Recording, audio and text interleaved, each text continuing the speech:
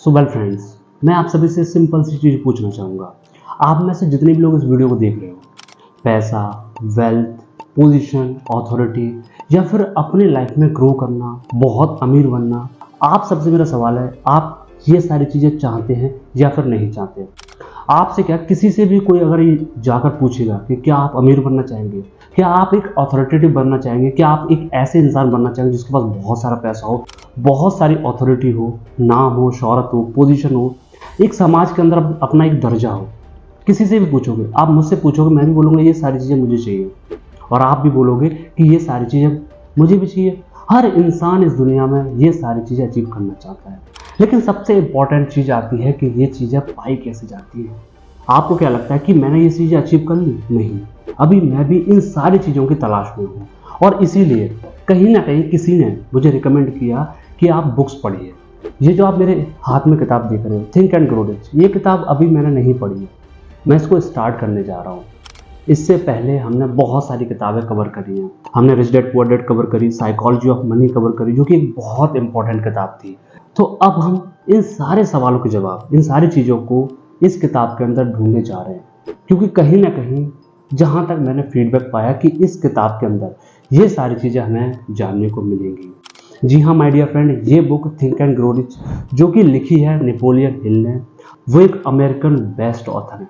उन्होंने बहुत सारी किताबें अपनी लाइफ में लिखी हैं, लेकिन उन सब में जो one of the best selling book है और सबसे ज़्यादा जिस बुक ने लोगों की मदद करी है, वो है थिंक एंड ग्रो रिच। जी हाँ, ये वही किताब है जो उन्होंने 1937 में लिखी थी।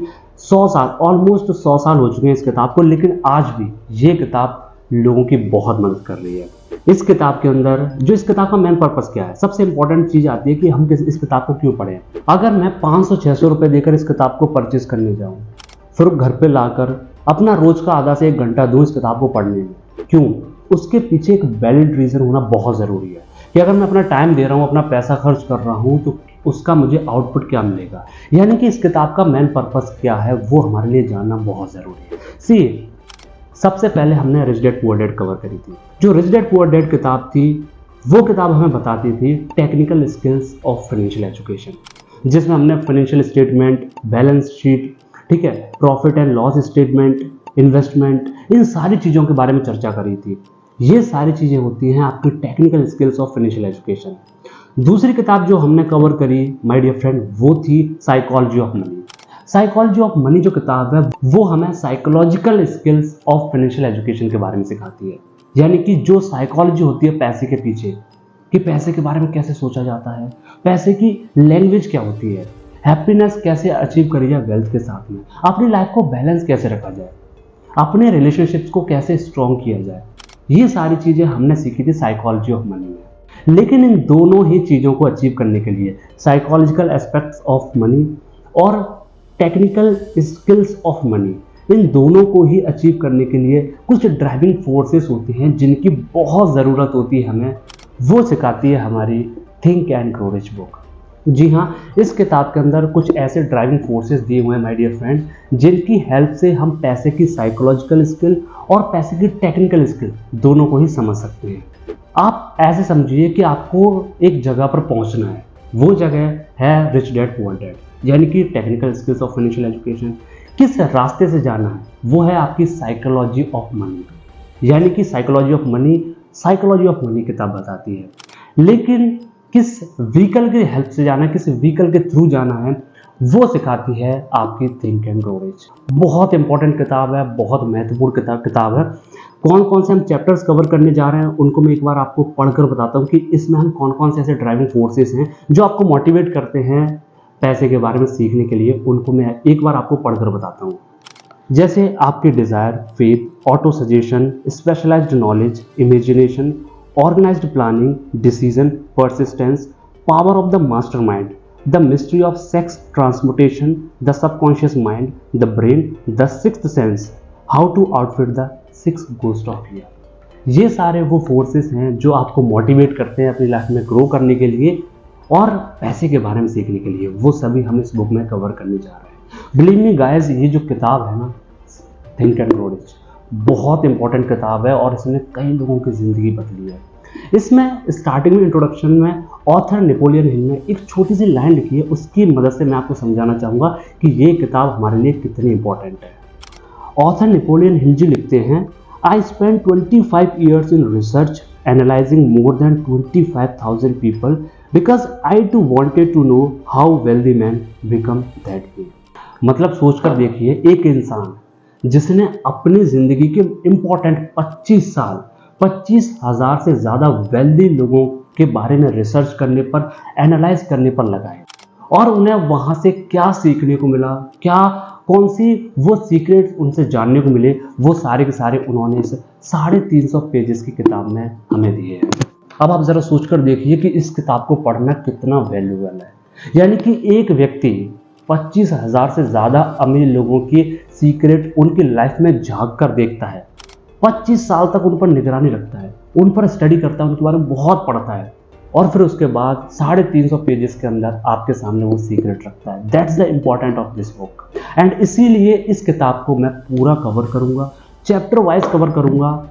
मैं सिर्फ चैप्टर नहीं समझाऊंगा, साथ ही साथ इसका इम्प्लीमेंटेशन भी बताऊंगा कि कैसे आप अपनी ज़िंदगी में इसको इम्प्लीमेंट कर सकते हैं। अगर आप मेरी लास्ट सीरीज़ को फॉलो कर रहे होंगे, जो रिच डैड पुअर डैड वाली सीरीज़ है या फिर साइकोलॉजी ऑफ मनी वाली सीरीज़ है, then you can easily understand how I explain all this books. जितना हो सकता है आसान तरीके से मैं आपको समझाऊंगा सिंपली। वैसे मैं पर्सनली आपको रिकमेंड करूंगा कि आपको किताब पढ़नी चाहिए, but if you don't have that much time, अगर आप बिजी हो, आपके पास कुछ काम है, आप पढ़ रहे हो, आप जॉब कर रहे हो, तो आप इस सीरीज़ को फॉलो कर सकते हो। इस सीरीज़ के अंदर मैं आपको चैप्टर बाय चैप्टर पूरी किताब को कवर करने वाला हूँ। तो अभी के अभी चैनल को सब्सक्राइब कर लो आगे आने वाली सारी किताबों को देखने के लिए। हाँ, ये हो सकता है कि किताब के जो नेक्स्ट वीडियोज़ हैं उनको आने में थोड़ा सा गैप हो सकता है, बट मैं सारे वीडियोज़ को कवर करने चाहूँगा और उसके पीछे एक रीज़न भी है। वीडियोज़ को सारे इसलिए कवर करूँगा, सारी किताबों को इसलिए कवर करूँगा क्योंकि बहुत सारे लोग हैं जो पैसा तो खर्च कर देते हैं किताब को परचेस करने में, बट उनका मन पढ़ने में नहीं लगता। आप वीडियोज़ को देखो, इंटरेस्ट मैं पैदा करूँगा किताब पढ़ने का। और माय डियर फ्रेंड्स, के साथ साथ मैं आपको एक चीज़ और बताना चाहूँगा, गैप इसलिए हुआ because I have also started real estate business. मैंने रियल एस्टेट बिजनेस भी शुरू किया है, तो थोड़ा टाइम मुझे वहाँ पर भी देना पड़ेगा। एंड उसके साथ साथ डोंट वरी, मैं आपके लिए किताब लगातार लेकर आता रहूँगा। मिलते हैं इसके पहले चैप्टर में, तब तक के लिए चैनल को सब्सक्राइब कर लीजिए। Thanks for watching this video.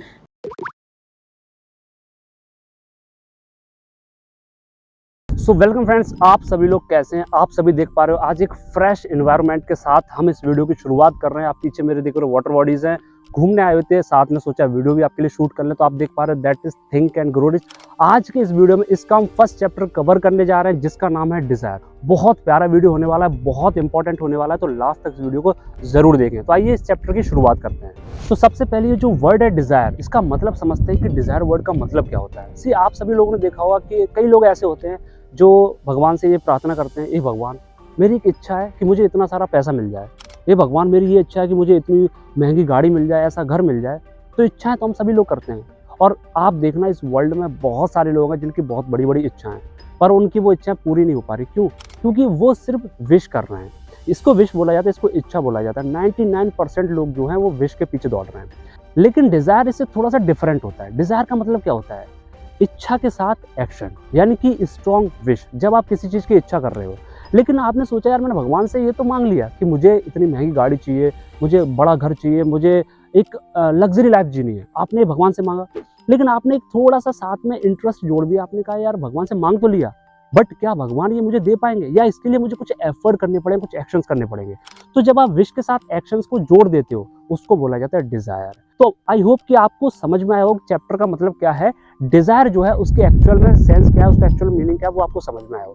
अब बात आती है कि हमारी फाइनेंशियल लाइफ है, अगर हम अमीर बनना चाहते हैं, वेल्थ क्रिएट करना चाहते हैं, तो उसमें हम डिजायर का सही से यूटिलाइज कैसे कर सकते हैं, उसके लिए ऑथर ने 5 स्टेप प्रोसेस बताई है, वो मैं आपके साथ शेयर करने वाला हूँ। तो ये जो 5 स्टेप प्रोसेस है ना, इसकी शुरुआत करते हैं कि कैसे हम अपने डिजायर का सही से यूज करके अमीर बन सकते हैं। क्योंकि कई सारे लोग ऐसे भी हैं जो विश करते हैं और फिर एक्शन भी ले रहे हैं। आपने देखा होगा, आप बोलते हैं ये लड़का बड़ी मेहनत करता है, इसकी इच्छाएं बड़ी बड़ी हैं, इसके सपने बड़े बड़े, मेहनत करता है पर कुछ अचीव नहीं कर पाता। तो उसके लिए सबसे इंपॉर्टेंट चीज जो वो लैक करता है, दैट इज डायरेक्शन। वो डायरेक्शन ऑथर ने इस चैप्टर के अंदर बताया है। तो सबसे पहली बात जो ऑथर ने बोली है, that is fix a exact amount in your mind. यानी कि आप क्या चाहते हैं, आपकी एक डिजायर है। सपोज करो आपने सोचा कि मुझे 5 लाख रुपए महीने की इनकम करनी है, ठीक है, आपने ये सोचा। अब आपने यहाँ पर अमाउंट फिक्स करी है। ऑलमोस्ट अगर मैं बात करूँ तो जितने भी लोग होते हैं जिनकी एक स्ट्रॉन्ग डिज़ायर होती है, तो कहीं ना कहीं वो एक फिक्स अमाउंट को लेकर ही होती है। कोई कहता है कि मुझे 20 लाख की गाड़ी चाहिए, मुझे 10 करोड़ का बंगला चाहिए, मुझे 1.5 लाख का फ़ोन चाहिए, तो ये अमाउंट फिक्स ऑलरेडी सबकी होती है। तो जो पहला स्टेप है वो ऑलमोस्ट सभी लोगों का क्लियर होता है कि मुझे इतनी अमाउंट अचीव करनी है। अब दूसरा स्टेप क्या कहते हैं ऑथर, दूसरी चीज़ क्या कहते हैं ऑथर, कहते हैं सेक्रीफाइस। सेक्रीफाइस का मतलब क्या होता है कि सपोज करो आपने सोचा कि मुझे महीने की इनकम 5 लाख रुपए करनी है, तो ऑथर कहते हैं कि आपकी स्ट्रॉन्ग डिजायर की हेल्प से आप तभी रिच बन पाओगे जब आपको ये पता होगा कि आप इसके लिए क्या सेक्रीफाइस कर सकते हो। सेक्रीफाइस आपको करना पड़ेगा। इस दुनिया में कोई भी चीज़ आपको फ्री में नहीं मिलती, आपको हर चीज़ के लिए कुछ ना कुछ सेक्रीफाइस करना पड़ता है। तो यहाँ पर सेक्रीफाइस क्या है कि अगर आप 5 लाख रुपए चाहते हो तो 5 लाख रुपए कमाने के लिए आप क्या क्या चीज़ें सेक्रीफाइस कर सकते हो, यानी कि क्या क्या इसकी कीमत चुका सकते हो। दैट्स वेरी इंपॉर्टेंट, आपको अपने माइंड में क्लियर करना पड़ेगा। अब ये ऑथर की लैंग्वेज में लिखा, तो कई लोगों को समझ में नहीं आएगा कि मैं क्या सेक्रीफाइस कर सकता हूँ। तो इसका सिंपल सा तरीका बताता हूँ कि अगर आपने सोचा है कि मुझे 5 लाख रुपए महीने की इनकम करनी है, तो उसका सबसे बढ़िया तरीका बताता हूँ। आप एक ऐसे व्यक्ति को पकड़े, आपको पता है कि ये व्यक्ति जेन्युइन है, जिस पर मैं ट्रस्ट कर सकता हूँ, ये मुझे अच्छे से गाइड कर सकता है, और फिर जो वो व्यक्ति आपको गाइड करे बोले, आप बिना किसी क्वेश्चन के उसको फॉलो करिए। दैट इज द सेक्रीफाइस जिसकी हेल्प से आप अपनी इनकम को 5 लाख रुपए कर सकते हो, और तभी आपकी स्ट्रॉन्ग डिजायर आपकी फाइनेंशियल लाइफ में हेल्प करेगी। अब तीसरा स्टेप आता है my dear friend, that is fix a date. यानी कि एक डेट आपको फिक्स करनी पड़ेगी कि आप सपोज करो, जैसा कि हमने स्टार्टिंग बोला कि आपने एक अमाउंट फिक्स करी कि मुझे 5 लाख रुपए महीने की इनकम करनी है, तो आपको डेट भी फिक्स करनी पड़ेगी कि किस डेट तक आपको फिक्स करनी है। जैसे मान लीजिए कि आपने बोला कि मुझे 2 साल के अंदर अपनी इनकम को 5 लाख रुपए करना है। आज सपोज करो 30 अप्रैल 2024 हो रहा है, तो मुझे 30 अप्रैल 2026 तक अपनी इनकम मंथली 5 लाख रुपीज़ करनी है। ये डेट आपको फिक्स करनी पड़ेगी। क्यों, उसका मैं आपको बेनिफिट बताता हूँ। सपोज करो मैं आपको कोई काम करने के लिए देता हूँ, और उस काम को जेन्युइनली अगर आप करते हो तो 2 महीने के अंदर आप उस काम को खत्म कर सकते हो। लेकिन मैं आपसे कहता हूँ कि चलो मैंने आपको 1 साल दिया, इस काम को खत्म कर लो, तो मैं आपको गारंटेड बात कर रहा हूँ, गारंटेड आप उस काम को खत्म करने में 1 साल लगा दोगे। This is the psychology. और साइकोलॉजी ऐसे ही काम करती है कि जो हम अपने दिमाग में सोच लेते हैं ना, उसी हिसाब से काम होता है। अब जैसे मैंने वही काम आपको बोला कि ये काम 2 महीने के अंदर खत्म हो सकता है, और मैं आपसे बोलूँ कि मैं आपको काम दे रहा हूँ, इस काम को आपको 1 महीने के अंदर खत्म करना है, मैं आपको लिख कर दे रहा हूँ, 1 महीने के अंदर आप करें या ना करें, 1 महीने 15 दिन के अंदर आप उस काम को इजीली खत्म कर सकते हो। That's the power of psychology, और दैट्स द पावर ऑफ कि अपने माइंड में आपने एक डेट फिक्स कर रखी है। तो ये बहुत इंपॉर्टेंट है। ये थर्ड वो स्टेप है जो आपकी डिजायर को रियलिटी में कन्वर्ट करेगा, आपको आपकी फाइनेंशियल लाइफ में कुछ इंप्रूवमेंट हासिल करने में आपकी मदद करेगा। तो उसके लिए आप एक डेट जरूर फिक्स करें। अब चौथा स्टेप है my dear friend, that is write all the things on the paper. Paper पर सारी चीज़ें लिख लो। मैं आपको ये सारी चीज़ें बता रहा हूँ, मैं आपको लिख कर दे रहा हूँ। अगर सिर्फ आप इसको सत्संग की तरह सुन रहे हो तो ये आपकी कोई मदद नहीं करने वाला, लेकिन अगर आप साथ साथ में आप नोट्स बना रहे हो तो ये आपकी बहुत मदद करेगा। क्योंकि जब हम नोट्स बनाते हैं ना, तो हम एक पार्टिसिपेंट बन जाते हैं। जैसे मैं आपको चीज़ें बता रहा हूँ और साथ साथ में अगर आप नोट्स भी बना रहे हो, इट मीन्स आप मेरे साथ पार्टिसिपेट कर रहे हो। जब आप पार्टिसिपेट करते हो तो आप उस चीज़ को एक्चुअल में सीख पाते हो। तो जो भी ये 3 स्टेप हैं, जो हमने 3 स्टेप फिक्स करें कि फिक्स अमाउंट, एक अमाउंट फिक्स करें, सेक्रीफाइस, और तीसरा हमने बात करी थी कि किस डेट तक आप अमाउंट को चाहते हैं, तीनों को आप पेपर पर लिखिए। And my dear friend, last one, that is read all this statement twice a day. जैसे बोलते नहीं कि अगर आपको कोई बीमारी हो जाती है, आपको कोई किसी भी तरह की डिसीज होती है, तो डॉक्टर आपसे कहता नहीं कि ये दवाई आपको सुबह और शाम 2 टाइम लेनी है। जब आप कंटिन्यूटी के साथ उस दवा को लेते हो तो आपकी बीमारी जड़ से खत्म हो जाती है। ये भी एक बीमारी है, गरीबी भी एक बीमारी है। गरीबी को आपको खत्म करना है, अपनी डिजायर को रियलिटी में कन्वर्ट करना है, तो उसके लिए आपको जो स्टेटमेंट आपने लिखी है वो आपको सुबह शाम पढ़नी पड़ेगी। फायदा बताता हूँ। सुबह सुबह जब आप कोई भी चीज़ पढ़ते हो या किसी से कोई भी गाना सुनते हो, आप देखना वो दिन भर वही गाना आप गुनगुनाते रहते हो। अगर सुबह सुबह आपके घर पर लड़ाई हो जाए तो आप एक चीज़ नोटिस करना, आपका दिन भर जो माइंड है वो एकदम डाइवर्ट रहता है। तो वैसे ही सुबह सुबह जो चीज़ हम करते हैं ना, वो दिन भर हमारे माइंड में घूमती है। तो जो स्टेटमेंट आपने लिखी है, अगर आप मॉर्निंग में जागते सीधा सबसे पहले उन स्टेटमेंट को पढ़ते हो तो वो आपके माइंड में क्लिक करेंगे। जब शाम को आप घर पर आओगे और आप देखो कि आज मैंने पूरे दिन में कुछ नहीं किया, कुछ भी प्रोडक्ट नहीं किया, आपको अपने आप पर शर्म आएगी। और आना ज़रूरी है, क्योंकि जब आपको अंदर से फील होगा ना, यार मैंने गोल सोचा है कि मुझे 5 लाख रुपए मंथली इनकम करनी है, बट आज पूरे दिन में मैंने ऐसा कोई काम ही नहीं किया जो मुझे हेल्प कर सके उस अमाउंट को अचीव करने में, और वो भी 2 साल के अंदर करना है। तो ये आपको यहाँ पर मदद करती है कि जब आप सुबह सुबह पढ़कर जाते हो ना वो स्टेटमेंट, तो दिन भर आप एक्टिव रहते हो और वो चीज़ आपके माइंड में चलती है। तो इसलिए सुबह और शाम जो चीज़ आपने लिखी है उसको पढ़ना बहुत ज़रूरी है। सो माय डियर फ्रेंड, ये वो 5 स्टेप्स थे जिनकी हेल्प से आप एक डिज़ायर को रियलिटी में कन्वर्ट कर सकते हो, उससे आप अपनी फाइनेंशियल फ्रीडम को अचीव कर सकते हो। और ये वो सारी चीज़ें थी चैप्टर 1 के बारे में, डिज़ायर के बारे में। होप कि आपको चीज़ें समझ में आई हो। मिलते हैं अगले चैप्टर में, तब तक के लिए आप सभी का बहुत बहुत धन्यवाद और चैनल को सब्सक्राइब जरूर कर लें।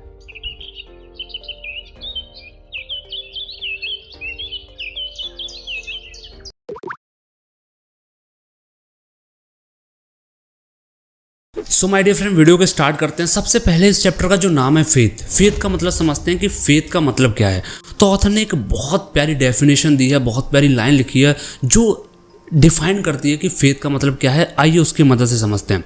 ऑथर लिखते हैं, faith is a state of mind which may be induced और क्रिएटेड बाय अफर्मेशन और repeat instructions to the subconscious mind through the principle of autosuggestion. अब इस चीज़ को समझिए, बहुत इंपॉर्टेंट है। देखिए, आपको मैं एक चीज़ बताता हूँ। आपने एक चीज़ अपनी लाइफ में ज़रूर नोटिस करी होगी कि जिस चीज़ के बारे में हम सोचते हैं, लगातार सोचते हैं, काफ़ी दिनों तक सोचते जाते हैं, जैसे सुबह शाम आप किसी चीज़ के बारे में लगातार सोच रहे हो। फिर एक ऐसा टाइम आता है जब हमें उसके बारे में सोचने की ज़रूरत नहीं पड़ती, वो अपने आप ही हमारे माइंड में आता है।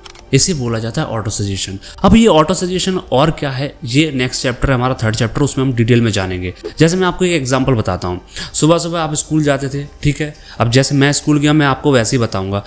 बचपन में हम लोग पैदल स्कूल जाते थे। अब जब हम स्टार्टिंग के 1-2 दिन स्कूल गए तो उसमें क्या हुआ था कि जो गलियाँ आपकी होती हैं, जिस सोसाइटी में आप रहते हो, तो वहाँ से जब आप स्कूल जाते हो तो शुरुआत में तो बड़ा देखना पड़ रहा था कि अच्छा ये गली ऐसे ऐसे करके। तो 2-3 बार मम्मी पापा छोड़ के आए स्कूल में, फिर उसके बाद धीरे धीरे जाना शुरू कर दिया।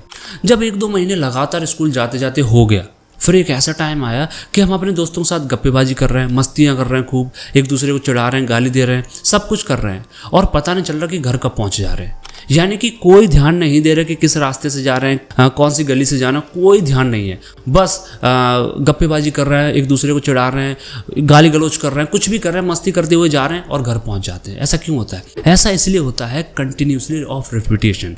जब आप चीज़ों को लगातार रिपीट करते जाते हो, आपका रोज का सुबह शाम आना है, स्कूल जाना फिर आना, स्कूल जाना फिर आना। अब रिपीट कर करके क्या हुआ, ये सारी हरकतें, ये सारा रिपीटेशन हमारा जो सबकॉन्शियस माइंड है उसमें जाके फिट हो जाती हैं, फीड हो जाती हैं। तो जब चीज़ें आपके सबकॉन्शियस माइंड में एक बार फिट हो जाती है ना, तो एक जो मूवमेंट आता है ना जहाँ पर आपको कुछ डिसीजन लेना होता है, तो ऑटोमेटिकली आपका माइंड आपको सजेस्ट कर देता है। इसी को बोला जाता है ऑटो सजेशन। और जब आप लगातार किसी चीज़ को करते जाते हो तो उस चीज़ को लेकर आपका एक फेथ जनरेट हो जाता है, उस पर एक कड़ा विश्वास जनरेट हो जाता है। फिर आप उस पर अपनी आस्था मतलब फिर आपको उस चीज़ को लेकर एक आस्था पैदा हो जाती है अपने अंदर, क्योंकि कंटिन्यूसली फिर आपको ऐसा लगता है कि वो चीज़ आपके व्यवहार में आ गई है। तो उसी को बोला जाता है फेथ। फेथ का मतलब होता है कि किसी भी चीज़ को लगातार करना, धीरे धीरे वो आपके व्यवहार में ढल जाना, उसी को बोला जाता है फेथ। अब जैसे मैं आपको एक और एग्जांपल से समझाता हूँ। आप सभी लोगों ने देखा होगा कि आपने कुछ देखा होगा कि आपके कुछ दोस्त वगैरह होंगे, तो उनका एक खानदानी बिजनेस चलता आ रहा है। उनके दादाजी ने वही बिजनेस किया, उनके पिताजी ने किया, आज वो भी वही बिजनेस कर रहे हैं। ऐसा क्यों होता है कि बच्चे को बिना किसी प्रॉब्लम के वो बिजनेस करना शुरू कर देता है? पता है क्यों? बचपन से उसी माहौल में ढला हुआ है, वही चीज़ों को वो देख रहा है, पापा के साथ जा रहा है, दादाजी के साथ जा रहा है, तो लगातार उस माहौल में ढल रहा है, तो वो चीज़ें बार बार रिपीट हो रही है।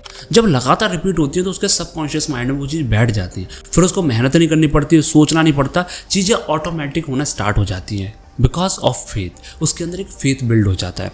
आपने एक वर्ड है जिसका नाम सुना होगा, जिसको बोला जाता है ब्रेन वॉश, यानी कि किसी का ब्रेन वॉश कर देना, किसी भी इंसान को इस हद तक मैनिपुलेट कर देना कि वो आपकी बात को सच समझना स्टार्ट कर दे।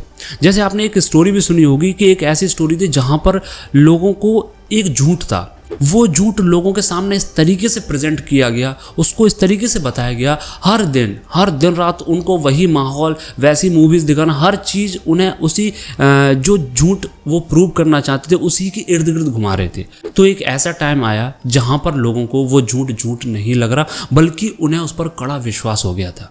This is called faith. यानी कि कोई भी चीज़ जो लगातार आपके साथ होती जा रही है, जो लगातार दिन रात आपके माइंड में घूम रही है, वो ऑटोमेटिकली माय डियर फ्रेंड उस पर आपको फेथ होना स्टार्ट हो जाता है। और एक बार अगर किसी चीज़ पर आपको फेथ हो गया ना, आप दुनिया की हर चीज़ हासिल कर सकते हो। जैसे मैं आपको एक एग्जांपल बताता हूँ, आपने टेररिज्म का नाम सुना होगा। अब वहाँ पर क्या होता है, छोटे छोटे बच्चों को वो लोग ज्वाइन कर लेते हैं अपने में, उसके बाद उनकी जो परवरिश होती है या उनका जो इन्वायरमेंट होता है, उन्हें किसके खिलाफ भड़काना है, उसी चीज़ से रिलेटेड उनकी सारी एक्टिविटीज़ होती हैं।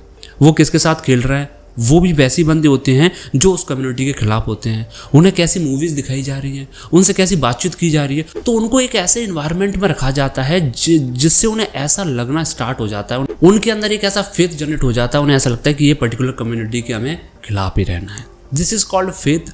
चलो एक और एग्जांपल लेता हूँ। सुसाइड आपने नाम सुना होगा। अब सुसाइड में क्या होता है माय डियर फ्रेंड, सुसाइड में क्या होता है कि एक इंसान है, वो बहुत परेशान है अपनी लाइफ से, वो चारों तरफ से, फैमिली से, घर वालों से, दोस्तों से, करियर को लेकर सब जगह से परेशान है। अब वो बैठा हुआ है कमरे में और उसको माइंड में आ रहा है सुसाइड करने का ख्याल। चलो 1-2 दिन ख्याल आया, उसने उसको डिनाइल कर दिया। अब उसके साथ पता है क्या होगा, उसको कैसी भी प्रॉब्लम उसके सामने आएगी ना, तो उसके माइंड में सिर्फ एक ही चीज़ क्लिक करेगी, वो है सुसाइड। ऑटोमेटिकली उसके माइंड में ये चीज़ क्लिक करेगी। जैसे ही उसको किसी ने हर्ट किया, जैसे ही उसकी बेइज्जती हुई, जैसे ही उसकी लाइफ में कोई प्रॉब्लम आई, करियर को लेकर उसके पेरेंट्स ने उसको डांट दिया, कुछ भी किया, स्टार्टिंग में उसने थोड़ा बहुत सोचा था, लेकिन वो कंटिन्यूटी के साथ सोचता गया, तो अब उसके लाइफ में कैसी भी प्रॉब्लम आएगी ना, तो उसके माइंड में सिर्फ एक ही चीज़ आएगी, वो है सुसाइड। और इसीलिए सबसे ज़्यादा पेन होता है जब इंसान सुसाइड करता है। इसके बावजूद भी छोटे छोटे बच्चे 10 साल के, 12 साल के सुसाइड कर लेते हैं। ऐसा क्यों?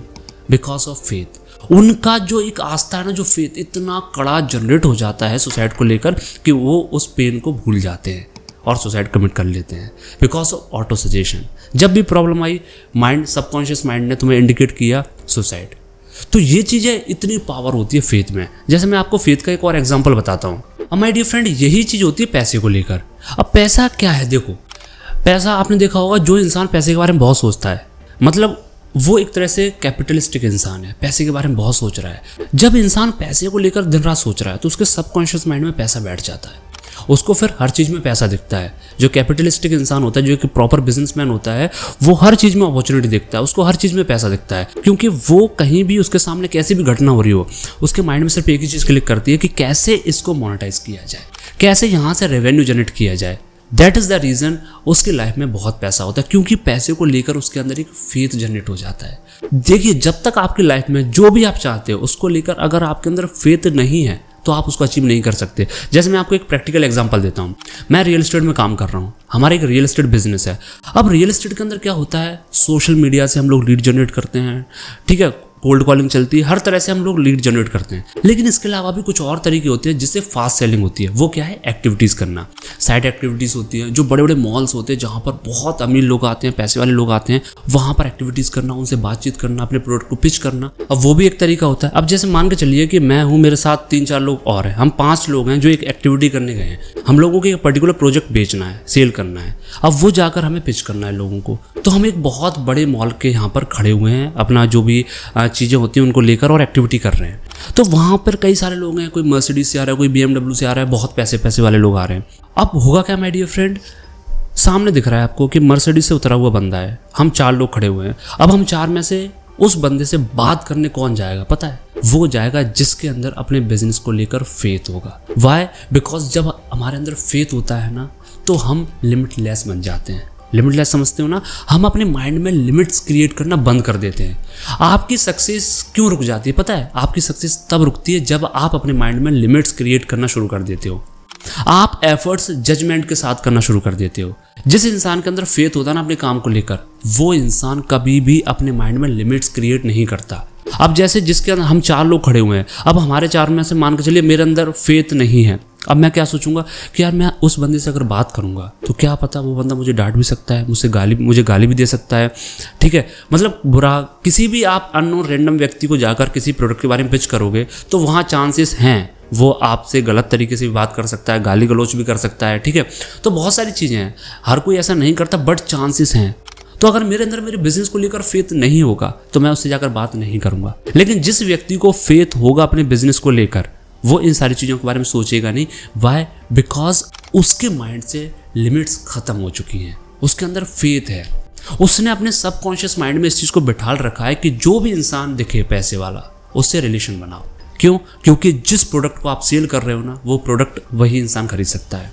That is the power of faith. जब इंसान के अंदर फेथ आ जाता है ना, तो उसके दिमाग से लिमिट्स खत्म हो जाती हैं। अब जैसे मैं आप सभी की बात करता हूँ, आप सभी लोग अभी पढ़ाई कर रहे होंगे, कुछ पढ़ाई कर रहे हैं, कुछ जॉब कर रहे हैं। देखो, पढ़ाई कर रहे हो, जॉब कर रहे हो और पैसा कमाना चाहते हो, लाइफ में सक्सेस चाहते हो। अब किसी भी फील्ड में आप जाना चाहते हो, अगर उस फील्ड को लेकर आपके अंदर फेथ नहीं है, अगर प्रॉपर आपने प्लानिंग नहीं करी है, जैसे मैं आपको बताता हूँ लास्ट वीडियो में हमने क्या डिस्कस किया था कि जो आपकी डिज़ायर है उसको अगर आप प्रैक्टिकलिटी में कन्वर्ट करना चाहते हो तो उसके लिए क्या करना पड़ेगा, चीज़ों को लिखना पड़ेगा। लिखने के बाद सुबह शाम आपको लगातार पढ़ना पड़ेगा। क्यों पढ़ना पड़ेगा? क्योंकि जब आप कंसिस्टेंटली हर रोज अपने गोल को पढ़ोगे, उसको बार बार पढ़ोगे, बार बार रिपीट करोगे, तो वो एक आपकी आदत बन जाएगी, यानी कि वो चीज़ आपके सबकॉन्शियस माइंड में बैठ जाएगी। तो सपोज करो आपको 12 बज रहे हैं, 12 बजे आपको कोई काम करना है, आपने डिसाइड किया कि आज मुझे ये टास्क खत्म करना है जो कि आपको आपके गोल की तरफ ले जा रहा हो। अब उसी समय आपको कोई एक ऐसा काम आ गया जो कि आपके लिए यूजलेस है, जिस काम की आपकी लाइफ में उतनी इंपॉर्टेंस नहीं है, बट जस्ट आप सिर्फ शॉर्ट टर्म प्लेजर के लिए वो काम करना चाहते हो। तो अगर आपने कंसिस्टेंटली अपने गोल्स को पढ़ा है, आपने सबकॉन्शियस माइंड में उसको बिठा लिया है, तो तुरंत आपको आपका माइंड ऑटो सजेस्ट करेगा कि सर, जो भी आपका नाम है, राहुल जी, ये आपका टाइम इस काम के लिए है, आप उधर मत जाइए। फिर वो आपको रियलाइज कराएगा कि आप सुबह पढ़ के आए हो अपनी स्टेटमेंट को। ये हाइपोथेटिकल चीज़ें लग रही हैं, ये इमेजिनेटिव चीज़ें लग रही हैं, लेकिन ये प्रैक्टिकलिटी पे काम करती हैं। जब आप ऐसा करोगे ना तो आप ऑटोमेटिकली रियलाइज़ करोगे कि ये चीज़ें कितना ज़्यादा काम करती हैं। जितने भी अमीर लोग, जितने भी पैसा कमाया, लाइफ में ग्रोथ करी है, तो कहीं ना कहीं उन्होंने अपनी लाइफ को ऐसे जिया है। क्योंकि दिन की बात करें, दिन में 50 ऐसे यूजलेस काम होते हैं जिन्हें करने में बहुत मज़ा आता है, जिन्हें आप कर लो, आपको करने में बड़ा अच्छा फील होगा, आपको शॉर्ट टर्म प्लेजर भी मिलेगा, बट उसका रिजल्ट कुछ नहीं होगा। और बहुत सारे लोग कर भी इसीलिए रहे हैं बिकॉज उन्होंने अपने काम को लेकर फेथ जनरेट किया ही नहीं है। कोई भी ऐसा इंसान नहीं, बहुत ही कम ऐसे लोग होंगे जिन्होंने पेपर पर लिखा है कि उन्हें क्या चाहिए। बहुत ही कम ऐसे लोग होंगे जो सुबह शाम पढ़ते हैं कि जो उन्होंने लिखा है स्टेटमेंट उसको सुबह शाम पढ़ते हैं। बहुत ही कम ऐसे लोग होंगे। और जो लोग ऐसा करते हैं, पढ़ते हैं, पेपर पर लिखा है, दिन रात उसको पढ़ रहे हैं, उसको अपने सबकॉन्शियस माइंड में उन्होंने बिठा लिया है, वो उसको कर भी रहे हैं और चीज़ें प्रैक्टिकलिटी पर होना स्टार्ट हो जाती हैं। देखो, जब आप किसी चीज़ को लगातार करें उसको अफर्मेशन बोला जाता है। उससे जो चीज़ लगातार आप कर रहे हो वो आपके माइंड में, सबकॉन्शियस माइंड में बैठती है एंड उसके बाद सबकॉन्शियस माइंड आपको जगह जगह याद दिलाता है कि तुझे ये काम करना है। That is called auto suggestion. और ये पूरी प्रोसेस जब मिल जाती है ना, इससे जो रिजल्ट निकल के आता है उसे फेथ बोला जाता है। तो फेथ की इंपॉर्टेंस आप समझ चुके हो कि फेथ कितना इंपॉर्टेंट है किसी भी फील्ड में सक्सेसफुल होने के लिए। एक जैसे किताब का ही नाम है थिंक एंड ग्रो रिच, यानी कि सोचो और अमीर बनो। अब सोचो और अमीर बनो यानी कि सोचने से अमीर बन रहे हो आप। ऑथर ने इसमें लिखा भी है कि डिपेंड करता है कि आप सोचते कैसे हैं। अमीर और गरीब में सिर्फ एक चीज़ का फ़र्क है, उसके थॉट प्रोसेस का, बस। आप किसी गरीब आदमी से जाकर बैठ के उससे बात कर लेना 5 मिनट, और किसी अमीर इंसान से 5 मिनट बात कर लेना, आपको पता चल जाएगा कि ये इंसान क्यों गरीब है और ये इंसान क्यों अमीर है। That's all about thought process. तो यहाँ पर फेथ एक बहुत इंपॉर्टेंट रोल प्ले करता है। दूसरा स्टेप है, उम्मीद करता हूँ कि आपको समझ में आया हो और चैनल को सब्सक्राइब कर लो। मिलते हैं नेक्स्ट चैप्टर में, तब तक के लिए आप सभी का बहुत बहुत धन्यवाद।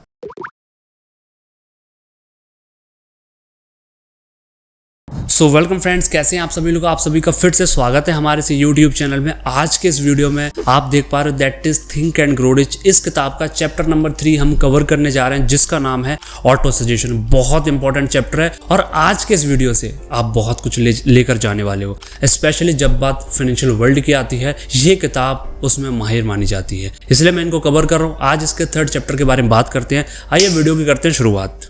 सो माय डियर फ्रेंड, अगर हम ऑटो सजेशन की बात करें, ये जो ऑटो सजेशन वर्ड है ये कहाँ से एग्जिस्ट हुआ है और इसका मतलब क्या है, तो देखो सबसे इंपॉर्टेंट चीज़ बताता हूँ। अगर आप इस सीरीज़ को फॉलो कर रहे हो, अगर आप मेरे हर एक वीडियोस को देख रहे हो, तो आपको अभी तक समझ में आ चुका होगा कि ऑटो सजेशन क्या होता है, क्योंकि ऑटो सजेशन हमने कई बार रिपीट किया है। हमने जो फेथ चैप्टर था, डिज़ायर था, इन सब में ऑटो सजेशन के बारे में बात करी। तो अगर आप इस सीरीज़ को फॉलो कर रहे हो तो ऑटो सजेशन आपके लिए कुछ नया नहीं होगा, बट हाँ, इसमें कुछ ऐसी चीज़ें हैं जो ऑटो सजेशन की हेल्प से मैं आपको समझाना चाहूँगा, बहुत इंपॉर्टेंट है। अब जैसे माय डियर फ्रेंड, कुछ वर्ड्स हैं, अब उन वर्ड्स को आप मेरे साथ रिपीट करोगे।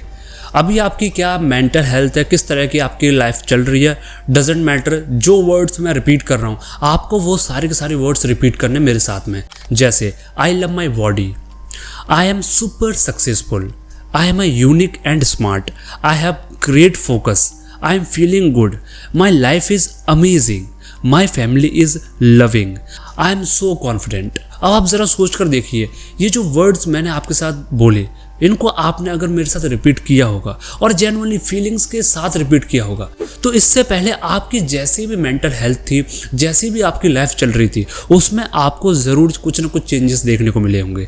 और यही सीक्रेट है उन लोगों का जो अमीर बन जाते हैं एक बहुत ही वीक फाइनेंशियल बैकग्राउंड से, क्योंकि सुबह सुबह उठने के बाद वो अपने आप से कुछ इस तरह की बातें करते हैं, इस तरह के वर्ड्स यूज़ करते हैं। और इस तरह के वर्ड्स जब आप लगातार यूज़ करते हो तो ये वर्ड्स आपके सबकॉन्शियस माइंड को हिट करते हैं, उसमें जाकर बैठ जाते हैं। फिर आप ना चाहते हुए भी आप ऐसी बातें अपने आप से मत बोलिए, फिर भी ये बातें आपके माइंड में ऑटोमेटिकली आएंगी। And that is my dear friend autosuggestion. Autosuggestion दोनों जगह काम करता है, नेगेटिविटी और पॉजिटिविटी। अगर आप अपने आप को बोलते हो मैं यार बहुत लूज़र हूँ, मेरा लक बहुत ख़राब है, मैं बहुत अनलकी हूँ, मुझे कोई प्यार नहीं करता, मैं बहुत दुखी हूँ, मैं बहुत गरीब हूँ, मैं अंडर कॉन्फिडेंट हूँ, मेरे अंदर कॉन्फिडेंस नहीं है, अगर आप इस तरह की बातें अपने आप से करोगे ना, तो ऑटोमेटिकली ये सारी चीज़ें आपके सबकॉन्शियस माइंड को हिट करेंगे। एंड एक दिन ऐसा आएगा जब ये सारी चीज़ें अपने आप आपकी लाइफ में होना स्टार्ट हो जाएंगी। आप इनको दूर करने की कोशिश कर रहे होगे ना, फिर भी ये सारी चीज़ें आपकी लाइफ में होना शुरू हो जाएंगी। क्यों? क्योंकि आपके सबकॉन्शियस माइंड में बैठ चुकी हैं और यहाँ पर ऑटो सजेशन आपको नेगेटिविटी की तरफ लेकर जाएगा। लेकिन अगर आप ऐसे कुछ वर्ड्स सुबह उठकर अपने आप से बोलते हो, अपने पेरेंट्स से बोलते हो, अपने दोस्तों से बोलते हो, हर जगह आप अपने आप को थोड़ा सा ना पॉजिटिव वे में रखते हो, तो बिलीव मी ऑटोमेटिकली आपके सामने कोई भी प्रॉब्लम आएगी ना, आप उसको चुटकियों में हैंडल कर लोगे इसी तरीके से, क्योंकि आपका माइंड वैसा ही ट्रिगर करेगा आपको। अब जैसे अब पैसे की बात करते हैं, मुद्दे की बात हमारी पैसे की बात आती है तो वो बात करते हैं। अब आप देख रहे हो मेरे हाथ में ये 500 का नोट है, आप देख पा रहे हो, this is a 500 rupees note. अब ये 500 का नोट मैं आपको दे देता हूँ, ये लो, आपने लिया और अपनी पॉकेट में रख लिया, ठीक है। नॉर्मली क्या है, आप देखना, एक जो मजदूर होता है, जो मजदूरी कर रहा होता है, बहुत मेहनत करता है, उसके जैसी मेहनत कोई नहीं करता। जब वो दिन भर मेहनत करता है ना और शाम को उसका जो ठेकेदार होता है उसको ऐसे 500 रुपये पकड़ा देता है, वो ऐसे लेता है और जेब में रख लेता है, रखता है कि नहीं, आप नोटिस करना इस चीज़ को, आप थोड़ा ऑब्जर्व करना। लेकिन वहीं पर एक ऐसा बच्चा होगा, एक ऐसा इंसान होगा ना जिसके अंदर पैसे को लेकर एक अलग ही एक्साइटमेंट होगा। आप जब उसको 500 का नोट दोगे ना तो वो उसको इस तरीके से फील करेगा, वो ऐसे ही अपनी पॉकेट में नहीं रख लेगा। अगर उसके अंदर एक्चुअल पैसा कमाने की चाह होगी तो वो उसको फील करेगा। वो 500 के नोट को अपने हाथ से इस तरीके से टच करके देखेगा, इस तरीके से उसको स्पर्श करेगा कि वो टच करने में लगता कैसा है। वो उसकी स्मेल को थोड़ा सा सूंघ कर देखेगा कि ये 500 का जो नोट है इसमें कैसी खुशबू आती है।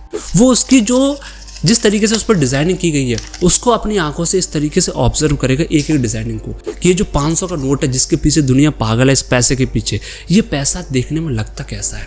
वो उसकी जो खनखन की आवाज़ होती है ना कागज़ की, कि स्कूल में किताबें हमने बहुत पढ़ी है, बहुत कागज़ों की खनखन सुनी है, लेकिन सारा इस कागज़ में ऐसा क्या स्पेशल है जिसकी वजह से दुनिया इसके लिए पागल है। यानी कि वो अपने ऑलमोस्ट 5 सेंसेस को इस तरीके से इस 500 के नोट के साथ कनेक्ट कर देगा कि उसके अंदर एक अलग ही एक्साइटमेंट होगा पैसे को लेकर। और ये 5 सेंसेस के थ्रू ये रुपया उसके सबकॉन्शियस माइंड में इस तरीके से बैठ जाएगा कि लाइफ टाइम मैं आपको बता रहा हूँ, वो पैसा इतना कमाएगा, उसके तरफ पैसा इतना अट्रैक्ट होगा क्योंकि उसने पैसे को फील किया है। ये फर्क पड़ता है कि आप किस तरह की चीज़ों को फील करते हो, और जैसी चीज़ों को आप फील करते हो वो आपके सबकॉन्शियस माइंड में बैठ जाती हैं, और फिर आगे जैसे ही आप कोई एक्शन लेते हो वो आपको ऑटोमेटिकली ऑटो सजेस्ट करती हैं। ऑटोमेटिकली जैसे ही आपने पैसा देखा नहीं, आपकी आंखें बड़ी बड़ी हो जाती हैं, आपके अंदर एक अलग ही तरह का एक्साइटमेंट आ जाता है। क्यों? दिस इज ऑटो सजेशन, क्योंकि आपके सबकॉन्शियस माइंड में आपने पैसे को उसी तरीके से जगह दी है, इसीलिए ये ऑटो सजेशन वैसे ही काम करता है। ऑटो सजेशन सिंपली कि किसी भी चीज़ को आपने किस हद तक रिपीट किया है, फील किया है और उसको सबकॉन्शियस माइंड में बिठा लिया है, फिर आप जब उसके बारे में सोचते भी नहीं हो तब भी वो चीज़ आपके माइंड में आती है, दैट इज़ ऑटो सजेशन। तो आपको बहुत ख्याल रखना है चीज़ों का सिलेक्शन करते वक्त। पैसा एक ऐसी चीज़ है माय डियर फ्रेंड, जब तक आप इसको फील नहीं करोगे ना, जब तक आप इसको फील नहीं करोगे, आप इसको ना, इसके लिए पागलपन आपके अंदर आएगा ही नहीं। इसे वही कमा पाता है जिसके अंदर इस पैसे को लेकर पागलपन होता है, जो इसको फील करता है, जिसके लिए ये नॉर्मल कागज़ का टुकड़ा नहीं होता, जिसके लिए बहुत कुछ होता है। एक मजदूर होता है ना, वैसे देखने में लगता है कि यार पूरे दिन मेहनत करी है, शाम को उसको 500 का नोट दिया जाता है पूरे दिन मेहनत करने के बाद, लेकिन जेन्युइनली उसके लिए वो सिर्फ एक कागज़ के टुकड़े से बढ़कर और कुछ नहीं होता। वो उसको लेता है, जैसे ही लिया और उसने अपने खाने पीने की जगहों पर जहाँ पर खर्च करना खर्च कर दिया। अगर वो उसको फील करता, अगर वो नोट उसको पसंद होता, तो वो उस नोट को बहुत तरीके से यूटिलाइज करता। वो ट्राई करता कि कैसे इस 500 के नोट का इस्तेमाल करके मैं और नए 500 के नोट क्रिएट कर सकता हूँ। लेकिन ये उस बंदे के साथ होता है जो इस पैसे को प्यार करता है। इसीलिए मैंने आपको ये 500 का नोट दिखाया है, बिकॉज आई वॉन्ट कि आप अपने सबकॉन्शियस माइंड में पैसे को इस तरीके से बिठा लें कि लाइफ में ना जब भी कोई काम करना हो और जहाँ पर पैसा अच्छा मिले, ऑटोमेटिकली वो चीज़ आपके माइंड में ट्रिगर करे। And that's why auto suggestion बहुत इंपॉर्टेंट है। आई होप कि आपको चीज़ें समझ में आई हो कि ऑटो सजेशन कैसे काम करता है। एंड ऑटो सजेशन को समझना बहुत ज़रूरी है। आप सुबह सुबह उठने के बाद जो चीज़ें अपने आप से बोलते हो, नेगेटिविटी आपके माइंड में भरी हुई है, आप किस तरीके से अपने आप को चीज़ों के आसपास रख रहे हो, ये बहुत मैटर करती है माय डियर फ्रेंड। अब जैसे ना कुछ चीज़ें हैं, मैं आपको बताता हूँ। आपको मैं सिंपली एक चीज़ बोलना चाहूँगा my dear friend, that is negativity. Please avoid it, बहुत इंपॉर्टेंट है। आप देखना जो इंसान रुंदड़ू टाइप के बोलते नहीं कि ये रोता रहता है, पता है उसके पास कुछ नहीं था तब भी वो रो रहा था, जब उसके पास बहुत कुछ हो जाता है तब भी वो रोता है। पता है क्यों? क्योंकि उसने अपने आप को इस तरीके से ट्रेन किया है, उसने इस तरीके से अपनी नेगेटिविटी माइंड में भर रखी है, आप सबकॉन्शियस माइंड में भर रखी है कि वो ऑटोमेटिकली उसको सजेस्ट करता है। वो जब चाह नहीं रहा होगा ना कि मुझे यहाँ रोना चाहिए या नहीं रोना चाहिए, मुझे यहाँ नहीं रोना चाहिए, तब भी वो रोएगा, क्योंकि उसके सबकॉन्शियस माइंड में वही चीज़ें बैठ चुकी है। That's why my dear friend, ये बहुत इंपॉर्टेंट है कि प्लीज़ रिपीट वही चीज़ करें जो आपकी लाइफ के लिए हेल्पफुल हो। और पैसे को लेकर मैं हमेशा कहता हूँ, इसको फील करो, इसको सिर्फ एक कागज़ के टुकड़े की तरह मत ट्रीट करो। इसके अंदर बहुत पावर है। आज आप मुझे देख पा रहे हो बिकॉज ऑफ दिस। आप कुछ भी काम कर लो यार, पैसे के बिना कुछ नहीं है। तो इसको मैं चाहता हूँ ना, आपके अपने सबकॉन्शियस माइंड में बैठा लो कि पैसा आपको हर जगह दिखे। जब आपको हर जगह पैसा दिखेगा ना, तो हर जगह अपॉर्चुनिटी दिखेंगी। आप बिजनेस भी अच्छा कर पाओगे और पैसा भी बहुत अच्छा कमा पाओगे। तो चीज़ें आपको समझ में आई होंगी। और थोड़ा सा मैं चीज़ों को शॉर्ट करने की कोशिश करता हूँ, क्योंकि बड़ा वीडियो होता है, आप भी नहीं देखते पूरा वीडियो, बोर हो जाते होंगे। कोई नहीं, वीडियो देखो और यही ख़त्म करते हैं इस वीडियो को। And my dear friend, please इसको दोस्तों तक पहुँचाओ, सपोर्ट करो। सब्सक्राइबर नहीं बढ़ रहे, व्यूज़ नहीं आ रहे।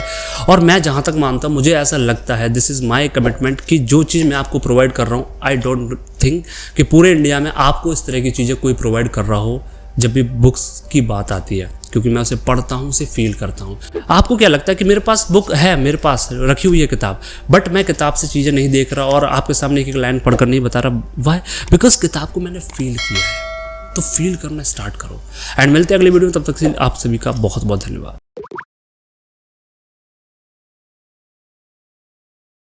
सो वेलकम फ्रेंड्स, कैसे हैं आप सभी लोग? आप सभी का फिर से स्वागत है हमारे से यूट्यूब चैनल में। और आज के इस वीडियो में थिंक एंड ग्रो रिच के चैप्टर नंबर 4 की हम बात करने जा रहे हैं, जिसका नाम है स्पेशलाइज्ड नॉलेज। बहुत इंपॉर्टेंट चैप्टर है। इस चैप्टर की हेल्प से आपको एक चीज़ समझ में आने वाली है कि ज़्यादा पढ़े लिखे लोग, अब मैं यहाँ किसी को टारगेट नहीं करूँगा, लेकिन बहुत ज़्यादा पढ़े लिखे लोग क्यों अमीर नहीं बन पाते, या फिर क्यों एक बहुत बड़ा बिजनेस खड़ा नहीं कर पाते। इस चीज़ को हम इस चैप्टर में समझेंगे। बहुत इंपॉर्टेंट है, आप सभी के दिल को ये छू जाने वाला चैप्टर है। तो आइए इस चैप्टर की शुरुआत करते हैं। सो फ्रेंड्स, आप सभी ने एक वर्ड तो सुना ही होगा, जिस वर्ड का नाम है नॉलेज इज पावर। ये जो वर्ड हम सुनते हैं ना, तो हमें पता है क्या लगता है कि नॉलेज ही पावर है। लेकिन कभी हमने ये सोचने की कोशिश नहीं करी कि नॉलेज को पावर क्यों बोलते हैं। वो आपको इसमें समझ में आने वाला है। सबसे पहले हम नॉलेज को समझते हैं। नॉलेज को हम 2 कैटेगरीज में डिवाइड करते हैं, एक है जनरल और दूसरी है स्पेशलाइज। अब जनरल नॉलेज और स्पेशलाइज नॉलेज को सबसे पहले हम फॉर्मल वे में समझते हैं, जो हमारी फॉर्मल एजुकेशन है, जो हम स्कूल से लेते हैं, उसके हिसाब से समझते हैं। अब जब भी जनरल नॉलेज जब भी हमारे माइंड में आती है, तो सबसे पहले हमारे माइंड में क्या क्लिक करता है? सबसे पहले हमारे माइंड में क्लिक करती है जो भी देश और दुनिया में चीज़ें हो रही हैं, उनके बारे में जानना जनरल नॉलेज कहलाता है। अगर आप में से कोई भी यूपीएससी एस्पिरेंट है, या आप में से किसी ने गवर्नमेंट एग्जामिनेशन की तैयारी करी है, तो आप इससे बहुत अच्छे से कनेक्ट कर पाओगे कि जनरल नॉलेज का मतलब क्या होता है। चीज़ों के बारे में जानना, देश में क्या चल रहा है, दुनिया में क्या चल रहा है, न्यूज़ में क्या चल रहा है, इस देश की कैपिटल क्या है, उस देश की कैपिटल क्या है, ये सभी आपकी जनरल नॉलेज में आती हैं। दूसरा स्पेशलाइज नॉलेज। अब ये स्पेशलाइज नॉलेज क्या है? स्पेशलाइज नॉलेज मतलब किसी भी फील्ड में पीएचडी कर लेना। अभी फॉर्मल के बेसिस पर हम बात कर रहे हैं। जैसे आपने कई सारे लोग देखे होंगे जो पीएचडी इन फिजिक्स होता है, पीएचडी इन केमिस्ट्री, किसी ने पीएचडी किसी भी पर्टिकुलर सब्जेक्ट में कर रखी है, तो उस व्यक्ति को हम स्पेशलाइज्ड पर्सन मानते हैं उस पर्टिकुलर फील्ड का। तो इसका मतलब होता है स्पेशलाइज नॉलेज होना किसी भी पर्टिकुलर फील्ड की। और बहुत सारे लोग आपको ऐसे मिल जाएंगे जिनके पास पीएचडी है अपनी फील्ड में। तो ये हो गया स्पेशलाइज्ड और दूसरा हो गया जनरल। तो ये फॉर्मल वे में बात करी हमने, जो हमारी फॉर्मल एजुकेशन है, जिस तरीके से हम चीज़ों को समझते हैं, हमारी थॉट प्रोसेस यहीं तक सीमित है, जिसके बारे में अभी हमने चर्चा करी। वो क्या आती है? जनरल और आपकी स्पेशलाइज नॉलेज। अब थोड़ा सा हम बिजनेस की तरफ चलते हैं, थोड़ा सा हम फाइनेंस की तरफ चलते हैं, बिजनेस की तरफ चलते हैं। वहां पर जनरल और स्पेशलाइज नॉलेज का मतलब क्या है, हम वो समझते हैं। सी, आप लोगों ने देखा होगा कि कुछ लोग ऐसे होते हैं जिनको सेल्स के बारे में, मार्केटिंग के बारे में, या अगर हम बात करें अकाउंटिंग के बारे में, फाइनेंशियल स्टेटमेंट को पढ़ना, ठीक है, बिजनेस को कैसे ऑपरेट किया जाता है, इन सारी चीज़ों के बारे में उनको जनरल नॉलेज होती है, थोड़ा थोड़ा पता होता है। वो एक्सपर्ट किसी चीज़ में नहीं होते। तो ये हुआ आपका general knowledge in business and financial world. दूसरा, आप सभी ने देखे होंगे कि कुछ लोग होते हैं, जो आपने देखा होगा कि कुछ लोग सेल्स में एक्सपर्ट होते हैं, सेल्स में मास्टर्स होते हैं। कुछ लोग मार्केटिंग में एक्सपर्ट होते हैं, 10 साल 15 साल का उन्हें एक्सपीरियंस होता है, सोशल मीडिया मार्केटिंग में एक्सपर्ट होते हैं। कुछ लोग ऐसे होते हैं जो अकाउंटिंग में बहुत एक्सपर्ट होते हैं। कुछ लोग टैक्सेस में एक्सपर्ट होते हैं, ऑडिटिंग में एक्सपर्ट्स होते हैं, जिन्हें हम चार्टर्ड अकाउंटेंट बोलते हैं।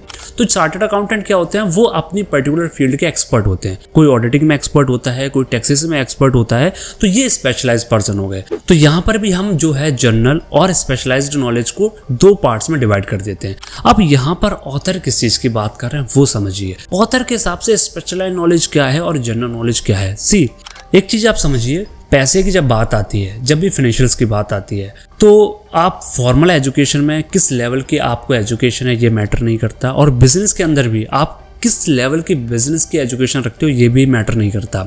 मैटर क्या करता है जब पैसे की बात आती है। सी, जैसा अभी हमने बात करा कि कुछ लोग ऐसे होते हैं जो आप लोगों ने देखा होगा कि बहुत एजुकेटेड होते हैं, बहुत पढ़े लिखे होते हैं, PhD कर रखी है, डॉक्टरेट कर रखी है, सब कुछ है उनके पास, स्टिल वो एक पर्टिकुलर यूनिवर्सिटी में जॉब कर रहे हैं, एक पर्टिकुलर सैलरी पे, अच्छी खासी एजुकेशन उनके पास, स्पेशलाइज पर्सन है, इसके बावजूद भी वो नौकरी कर रहे हैं। वहीं उनके साथ का एक ऐसा व्यक्ति होता है, वो भी PhD कर रखी है, वो भी बहुत पढ़ा लिखा है, लेकिन इसके बावजूद भी जिस यूनिवर्सिटी में ये काम कर रहे होते हैं उसी यूनिवर्सिटी का वो ऑनर होता है। ऐसा क्यों? ये सोचने वाली चीज़ है कि ऐसा क्यों। 2 पर्सन उन्होंने सेम एजुकेशन ली है, सेम स्कूल से पढ़े हैं, सेम कॉलेज से पढ़े हैं, दोनों के पास PhD है, पर ऐसा क्यों कि एक उसी यूनिवर्सिटी में नौकरी कर रहा है और दूसरा उसी यूनिवर्सिटी का ऑनर है। ये समझने वाली बात है। तो यहाँ पर ऐसा क्या है इस व्यक्ति के अंदर जिसकी वजह से ये इतनी बड़ी यूनिवर्सिटी का ऑनर है? उसका रीज़न है माय डियर फ्रेंड कि ये अपनी फील्ड में तो एक्सपर्ट है ही, अपनी फील्ड में तो स्पेशलाइज नॉलेज इसने कर रखी है, इसके साथ साथ इसको एक और चीज़ की बहुत अच्छी नॉलेज है, वो है my dear friend organisation skill. जी हाँ, जब एक इंसान को ऑर्गेनाइजेशन स्किल आ जाती है तो मैटर नहीं करता कि वो कितना पढ़ा लिखा है या कितना पढ़ा लिखा नहीं है, कोई मैटर नहीं करता, वो बिजनेस इजीली रन कर लेता है। यही कारण है माय डियर फ्रेंड कि बहुत सारे लोग आपने देखे होंगे जो ज़्यादा पढ़े लिखे नहीं होते, आप उनकी एजुकेशन क्वालिफिकेशन देखोगे वो उनके पास ज़्यादा एजुकेशन नहीं है, कोई 12th पास मिलेगा, कोई ग्रेजुएट मिलेगा, ज़्यादा पढ़े लिखे नहीं है, लेकिन वो एक ऐसी ऑर्गेनाइजेशन को चला रहे होंगे जिसमें ऐसे लोग काम कर रहे हैं जो उससे बहुत ज़्यादा पढ़े लिखे हैं। उसका रीज़न है कि जो लोग नौकरी कर रहे होते हैं उनके पास अपनी फील्ड की तो एक्सपर्टीज होती है, बट उनको ये नहीं पता होता कि चीज़ों को कैसे ऑर्गेनाइज किया जाता है। जो ऑर्गेनाइजेशन स्किल होती है वो उनके अंदर नहीं होती। अब ये ऑर्गेनाइजेशन स्किल क्या है, चीज़ों को कैसे ऑर्गेनाइज करना है, इस पर डेडिकेटेड एक चैप्टर है, उसमें हम इस चीज़ को डिस्कस करेंगे। इसी किताब के अंदर है, 1-2 चैप्टर के बाद वो चैप्टर आने वाला है। तो अभी हम थोड़ा बेसिक्स समझने वाले हैं कि ऑर्गेनाइजेशन स्किल क्या होती है। अब माय डियर फ्रेंड, ये जो ऑर्गेनाइजेशन स्किल है वो डेवलप कैसे होती है, या फिर हम कैसे इस चीज़ का फ़ायदा उठा सकते हैं, डेवलप कैसे होती है, क्या होती है, इसका डिस्कशन हम उस चैप्टर में करेंगे, क्योंकि अगर मैं आपको अभी बता दूंगा तो उस चैप्टर में कुछ बताने के लिए होगा नहीं। तो यहाँ पर हम ये समझें कि ऑर्गेनाइजेशन स्किल काम कैसे करती है। सी, एक स्टेटमेंट, एक वर्ड यूज़ किया है ऑथर ने इस चैप्टर के अंदर, दैट इज मास्टरमाइंड ग्रुप। अब ये मास्टरमाइंड ग्रुप क्या है इसको समझिए। सी, आपके लिए इंपॉर्टेंट नहीं है कि आप सेल्स में एक्सपर्ट हो, आपके लिए इंपॉर्टेंट नहीं है कि आप मार्केटिंग में एक्सपर्ट हो, आपके लिए इंपॉर्टेंट नहीं है कि आप सोशल मीडिया में एक्सपर्ट हो, आपके लिए इंपॉर्टेंट नहीं, बिल्कुल भी इंपॉर्टेंट नहीं है कि आप टैक्सेशन में एक्सपर्टीज हासिल कर रखी हो, ऑडिटिंग में एक्सपर्ट हो। जितने भी बिजनेस के अलग अलग डिपार्टमेंट्स होते हैं उन सब में एक्सपर्ट्स होना आपके लिए ज़रूरी नहीं है। और मैं जहाँ तक मानता हूँ कि आपके लिए एक पर्टिकुलर डिपार्टमेंट में भी एक्सपर्ट होना ज़रूरी नहीं है। आपको आनी चाहिए ऑर्गेनाइजेशन स्किल। ऑर्गेनाइजेशन स्किल कैसे काम करती है? सी, एक मास्टरमाइंड ग्रुप होता है, उसका पार्ट बन जाइए। मास्टरमाइंड ग्रुप किस ग्रुप को बोला जाता है? ये वो ग्रुप होता है जिसमें अपनी अपनी फील्ड के एक्सपर्ट्स होते हैं, जिनको अपनी फील्ड में बहुत अच्छी नॉलेज होती है। जो अपनी फील्ड में अंदर तक जा चुके हैं, गहराई में जा चुके हैं। अगर आप किसी सेल्स के प्रोफेशनल को उठाओगे, वो सेल्स में बहुत एक्सपर्ट होगा। अगर आप मार्केटिंग के बंदे को उठाओगे तो वो मार्केटिंग में ताबड़तोड़ होगा, बहुत ज़्यादा एक्सपर्ट होगा। अगर आप किसी चार्टर्ड अकाउंटेंट को लेते हो जो कि ऑडिटिंग करता है तो वो ऑडिटिंग में एक्सपर्ट है। कोई टैक्सेशन देखता है तो वो टैक्सेशन में एक्सपर्ट है। तो इस तरीके से जब आप लोगों को, एक्सपर्ट्स को एक ग्रुप में लेकर आ जाते हो, उसको मास्टरमाइंड ग्रुप बोला जाता है। आप किसी भी चीज में एक्सपर्ट नहीं हो, बस आपने क्या किया, इन सबको इकट्ठा करके एक प्लेटफॉर्म पर इन सबको ले आया और उस ग्रुप को नाम दिया मास्टरमाइंड ग्रुप। और इसी को बोला जाता है माय डियर फ्रेंड ऑर्गेनाइजेशन। इसी को बोला जाता है चीजों को ऑर्गेनाइज करना। अगर आपको चीजों को ऑर्गेनाइज करना आता है, अगर आपके अंदर ये स्किल है कि आप अपनी अपनी फील्ड के एक्सपर्ट्स को एक प्लेटफॉर्म पर लाकर उनको एक साथ काम करने के लिए मोटिवेट करते हो, तो काम वो करेंगे, पैसा आप कमाओगे। वाई? क्योंकि आपके पास कोई एक्सपर्टीज नहीं है, स्टिल आप पैसा बना रहे हो, आप ओनर हो उस ऑर्गेनाइजेशन के। द रीजन इज कि आपके अंदर सबसे बड़ी एक्सपर्टीज है कि आप चीज़ों को ऑर्गेनाइज करना जानते हो। ये बहुत इंपॉर्टेंट स्किल है। यही कारण है जब लोग बोलते नहीं यार ये बहुत पढ़ा लिखा नहीं है, इसके पास ज़्यादा एजुकेशन नहीं है, कम पढ़ा लिखा है, इसके बावजूद भी इतना बड़ा बिजनेस कैसे कर रहा है।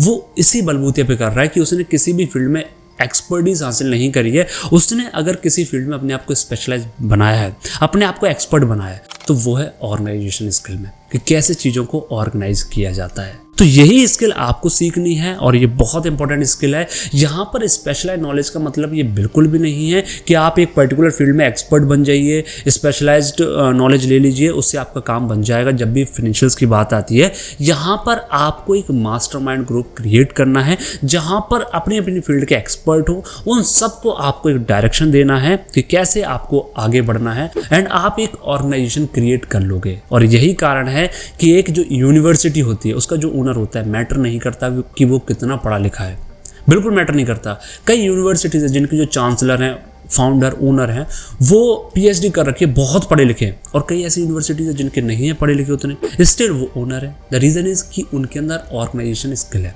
अब ये ऑर्गेनाइजेशन स्किल कैसे डेवलप करनी है वो हम आने वाले चैप्टर है ऑर्गेनाइज प्लानिंग, उसमें हम समझेंगे। तो भाई वीडियो को शेयर करो अपने दोस्तों के साथ में, चैनल को सब्सक्राइब करो, वीडियो को लाइक करो। मिलते हैं अगली वीडियो में, तब तक के लिए आप सभी का बहुत बहुत धन्यवाद।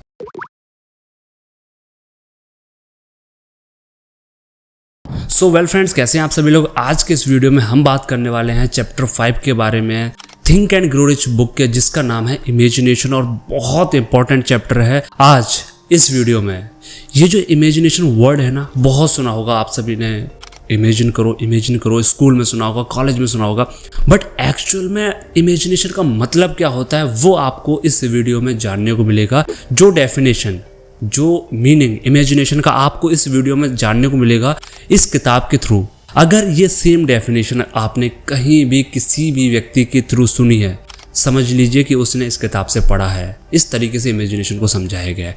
बहुत इंपॉर्टेंट है, वीडियो को लास्ट तक देखिए। अगर आप बीच में छोड़कर चले गए, यानी कि पेड़ पर चढ़ना तो आप सीख गए, कैसे उतरना है वो आपको नहीं पता, तो वीडियो को लास्ट तक देखिए। आइए शुरुआत करते हैं इमेजिनेशन की।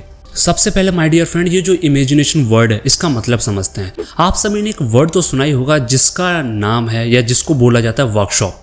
वर्कशॉप से आप सभी वाकिफ होंगे। वर्कशॉप का मतलब क्या है? वर्कशॉप का मतलब है माय डियर फ्रेंड कि जितनी भी प्लान्स होते हैं, जितने भी आइडियाज होते हैं हमारे दिमाग में, उन सबको आपस में डिस्कस करना और उन सभी आइडियाज और प्लान की हेल्प से एक कंक्लूजन पर आना, यानी कि कैसे हम उन्हें प्रैक्टिकली अपनी लाइफ में इंप्लीमेंट कर सकते हैं, उसको वर्कशॉप बोला जाता है। जैसे आप सभी ने सोशल मीडिया पर देखा होगा, कोई आपसे कहता है 2 घंटे की वर्कशॉप, 2.5 घंटे की वर्कशॉप, कोई सेल्स के बारे में सिखा रहा है आपको, कोई करियर के बारे में सिखा रहा है, यानी कि करियर से रिलेटेड प्लान्स डिस्कस होंगे, उसके बाद बताया जाएगा कि आपके लिए क्या बेटर है, उसको वर्कशॉप बोला जाता है। तो यहाँ पर ऑथर नेपोलियन हिल ने बोला है कि imagination is a workshop of mind, यानी कि हमारा जो माइंड है उसकी इमेजिनेशन वर्कशॉप है। कैसे, मैं आपको बताता हूँ। देखिए, हमारे माइंड में बहुत सारे प्लान होते हैं, बहुत सारे आइडियाज आते हैं, कई सारे अभी आप वीडियो देख रहे हो तो आपके माइंड में बहुत सारी चीज़ें चल रही होंगी। तो जब हमारे माइंड में बहुत सारे आइडियाज आते हैं, बहुत सारे प्लान्स आते हैं, तो उनकी हेल्प से कुछ चीज़ों को समझना, आइडेंटिफाई करना कि कौन से आइडियाज़ हमारे लिए सही हैं, कौन से गलत हैं, और कैसे हम इन्हें प्रैक्टिकली अपनी लाइफ में इम्प्लीमेंट कर सकते हैं। इन सारी प्रोसेस को इमेजिनेशन बोला जाता है। और ये कहाँ पर हो रहे हैं? हमारे माइंड में। तो जो वर्कशॉप ऑफ आवर माइंड है इज कॉल्ड इमेजिनेशन, यानी कि हमारे दिमाग में जो आइडियाज़ हैं, जो थॉट्स हैं, जो प्लान्स हैं, जो कंटिन्यू चल रहे हैं, उसी को इमेजिनेशन बोला जाता है। आज की दुनिया में या इससे पहले की समय की अगर हम बात करें, जितने भी बड़े बड़े अचीवमेंट हैं, जितने बड़े बड़े इन्वेंशंस हैं, या जो एम्बिशियस गोल होते हैं, कुछ भी आप ले लीजिए, जो बड़े लेवल की चीज़ें होती हैं, वो सभी के सभी इमेजिनेशन का ही रिजल्ट है। यस माय डियर फ्रेंड, इसीलिए ऑथर ने बोला है, ऑथर ने बहुत अच्छी लाइन बोली है। ऑथर ने कहा है we can create anything we can imagine, यानी कि वो सारी चीज़ें जिन्हें हम सोच सकते हैं, उन सारी चीज़ों को हम क्रिएट भी कर सकते हैं। किसके थ्रू? माइंड के through. And this complete process is called workshop. And जो वर्कशॉप होती है हमारे माइंड की, उसी को इमेजिनेशन बोला जाता है। तो समझ लीजिए कितना इंपॉर्टेंट चैप्टर ये आप सभी के लिए होने वाला है। जितने भी अभी तक आविष्कार हुए हैं, जितनी भी चीज़ें क्रिएट हुई हैं, वो सभी इमेजिनेशन की वजह से हुई हैं। तो आपको एक नया पर्सपेक्टिव समझ में आया हो कि इमेजिनेशन की डेफिनेशन क्या है। Imagination is a workshop of our mind. हमारे दिमाग में कुछ भी चल रहा है, कैसे भी आइडियाज चल रहे हैं, कैसे भी थॉट्स चल रहे हैं, वो सभी इमेजिनेशन का ही रिजल्ट है। अब हम बात करते हैं माय डियर फ्रेंड कि इमेजिनेशन कितने टाइप्स की होती है। ऑथर ने इस किताब के अंदर, इस चैप्टर के अंदर स्पेशली इमेजिनेशन के 2 टाइप्स बताए हैं। पहला टाइप है my dear friend synthetic imagination, और दूसरा है क्रिएटिव इमेजिनेशन। सबसे पहले हम सिंथेटिक इमेजिनेशन का मतलब समझते हैं। सिंथेटिक इमेजिनेशन का मतलब होता है जितने भी पुराने कॉन्सेप्ट हैं, जितने भी ओल्ड कॉन्सेप्ट होते हैं, जितने भी एग्जिस्टिंग कॉन्सेप्ट हैं, एग्जिस्टिंग प्लान है, एग्जिस्टिंग आइडियाज़ हैं, उन सभी आइडियाज़, उन सभी कॉन्सेप्ट में कुछ चीज़ें अपनी तरफ से ऐड ऑन कर देना, कुछ नया ऐड ऑन कर देना और उनको एक डिफरेंट वे में प्रेजेंट करना, इसको बोला जाता है सिंथेटिक इमेजिनेशन। जैसे मैं आपको एक एग्जाम्पल की मदद से समझाता हूँ। आप सभी ने देखा होगा एक डिग्री होती है जिसका नाम होता है पीएचडी। पीएचडी मतलब क्या होता है? जब कोई भी व्यक्ति किसी भी फील्ड में पीएचडी करता है, इट मीन्स वो उस फील्ड का एक्सपर्ट होता है। अगर किसी ने मैथमेटिक्स में पीएचडी करी तो वो मैथमेटिक्स में एक्सपर्ट माना जाता है। अगर किसी ने इकोनॉमिक्स में करी है, जिस भी सब्जेक्ट में पीएचडी करी है, तो उसे उस फील्ड का एक्सपर्ट माना जाता है। आप सभी ने देखा होगा कि अगर आप इस चीज़ से वाकिफ होंगे तो आप सभी ने देखा होगा कि जब एक इंसान पीएचडी करता है तो उस पीएचडी के दौरान या पीएचडी करने के बाद वो कुछ रिसर्च भी करता है। अब किस चीज पर रिसर्च कर रहा है? वो उन चीज को कैरी ऑन करता है जिन पर ऑलरेडी कई लोगों ने रिसर्च कर दी है। यानी कि कुछ कॉन्सेप्ट पहले से एग्जिस्ट होते हैं, उन्हीं कॉन्सेप्ट पर ये अपनी तरफ से जितना इन्होंने अपने आप को एजुकेट किया है, अपनी तरफ से कुछ चीज़ें ऐड ऑन करते हैं और इसी प्रोसेस को आगे बढ़ाते हैं। And that is called my dear friend synthetic imagination. जैसे सब छोड़िए, ये जो किताब है जिसके बारे में हम बात कर रहे हैं, अब ऑथर ने think and grow rich book लिखी है। क्या डायरेक्टली ऑथर ने ये किताब लिख दी? ऑथर ने इससे पहले बहुत सारी किताबें पढ़ी होंगी, उन्होंने बहुत सारा अपनी लाइफ में एक्सपीरियंस लिया होगा, अपने आप को एजुकेट किया होगा, तो कई सारी किताबें पढ़ी हैं। उन सारी किताबों से उन्होंने बहुत सारी चीज़ें सीखी हैं और उन सारी चीज़ों में अपनी तरफ से कुछ चीज़ें ऐड ऑन करके उन्होंने इस किताब को बनाया है। This is synthetic imagination. Synthetic imagination के लिए आपका स्मार्ट इंटेलिजेंस होना कोई ज़रूरत नहीं है। सिंथेटिक इमेजिनेशन के लिए आपका एक्सपीरियंस, आपका एजुकेटेड और आपका ऑब्जर्वेशन स्किल्स का अच्छा होना बहुत ज़रूरी है। इसीलिए जितने व्यक्ति आपने देखे होंगे जो टॉप लेवल पे बड़ी बड़ी कंपनीज के अंदर हैं, तो वो कुछ चीज़ें नई क्रिएट करते हैं। वो कैसे करते हैं? अपने एक्सपीरियंस और अपनी एजुकेशन के बेसिस पर। वहाँ स्मार्टनेस और इंटेलिजेंस का कोई रोल नहीं है। तो सिंथेटिक इमेजिनेशन का मतलब होता है कि कुछ चीज़ ऑलरेडी एग्जिस्ट कर रही है, उसमें आपने अपनी तरफ से कुछ चीज़ ऐड ऑन करी और एक नए वे में प्रेजेंट कर दिया। This is synthetic imagination. अब हम बात करते हैं दोस्तों दूसरे टाइप के इमेजिनेशन के बारे में, जिसका नाम है क्रिएटिव इमेजिनेशन। अब ये क्रिएटिव इमेजिनेशन क्या है, ऑथर ने इसको किस तरीके से डिफाइन किया है? क्रिएटिव इमेजिनेशन का मतलब होता है माय डियर फ्रेंड डायरेक्टली आपकी जीनियसनेस, आपकी इंटेलिजेंस और आपकी स्मार्टनेस से। यहाँ पर आपका बहुत पढ़ा लिखा होना, आपकी ऑब्जर्वेशन स्किल बहुत अच्छी होना या फिर आपका एक अच्छा खासा एक्सपीरियंस होना, ये मैटर नहीं करता। क्रिएटिव जो इमेजिनेशन है वो टोटली डिपेंड करती है कि आप कितने जीनियस हैं, आपका दिमाग कैसे दौड़ता है। जैसे ऑथर ने एक डेफिनेशन दी है, इसको उसकी हेल्प से समझते हैं। ऑथर ने कहा है this faculty allows the finite mind of mankind to communicate directly with infinite intelligence. देखिए, सबका दिमाग एक जैसा होता है, सबका माइंड एक जैसा होता है, लेकिन आप कहाँ तक सोच सकते हो, कितने दूर तक सोच सकते हो, वो सबके बस की बात नहीं होती है। वो कुछ ही लोग ऐसे होते हैं, इंटेलिजेंट होते हैं, आप बोल सकते हो जन्म से ही इंटेलिजेंस होते हैं, कुछ लोग स्मार्ट होते हैं, जीनियस होते हैं बचपन से ही।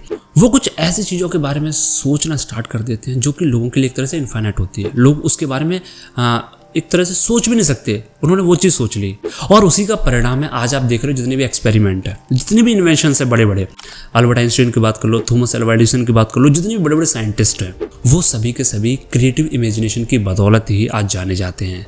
और क्रिएटिव इमेजिनेशन का डायरेक्टली लिंक होता है आपकी माइंडसेट से, आपके माइंड से, कि आप कितना दूर तक सोच सकते हो। This is all about creative imagination. इसीलिए माय डियर फ्रेंड, आप सभी ने सुना होगा कि जो लोग पेंटिंग करते हैं या जो लोग म्यूजिक के शौकीन होते हैं या इसके अलावा कुछ लोग लिखने के शौकीन होते हैं, उनको क्रिएटिव बोला जाता है। क्यों? द रीज़न इज कि इन लोगों के अंदर एक अलग ही तरह की क्रिएटिविटी होती है। कैसे, मैं आपको एक एग्जांपल से समझाता हूँ। आप सभी ने एक मूवी देखी होगी जिसका नाम था तारे ज़मीं पर, था नहीं है भी। तो उसके अंदर एक बच्चा होता है, ठीक है, पढ़ने में ज़्यादा अच्छा नहीं होता, क्लास में डफर होता है और स्टूडेंट से अलग होता है। आमिर खान उस मूवी के अंदर एक्टर होते हैं, तो वो उस बच्चे का बहुत सपोर्ट करते हैं। क्यों?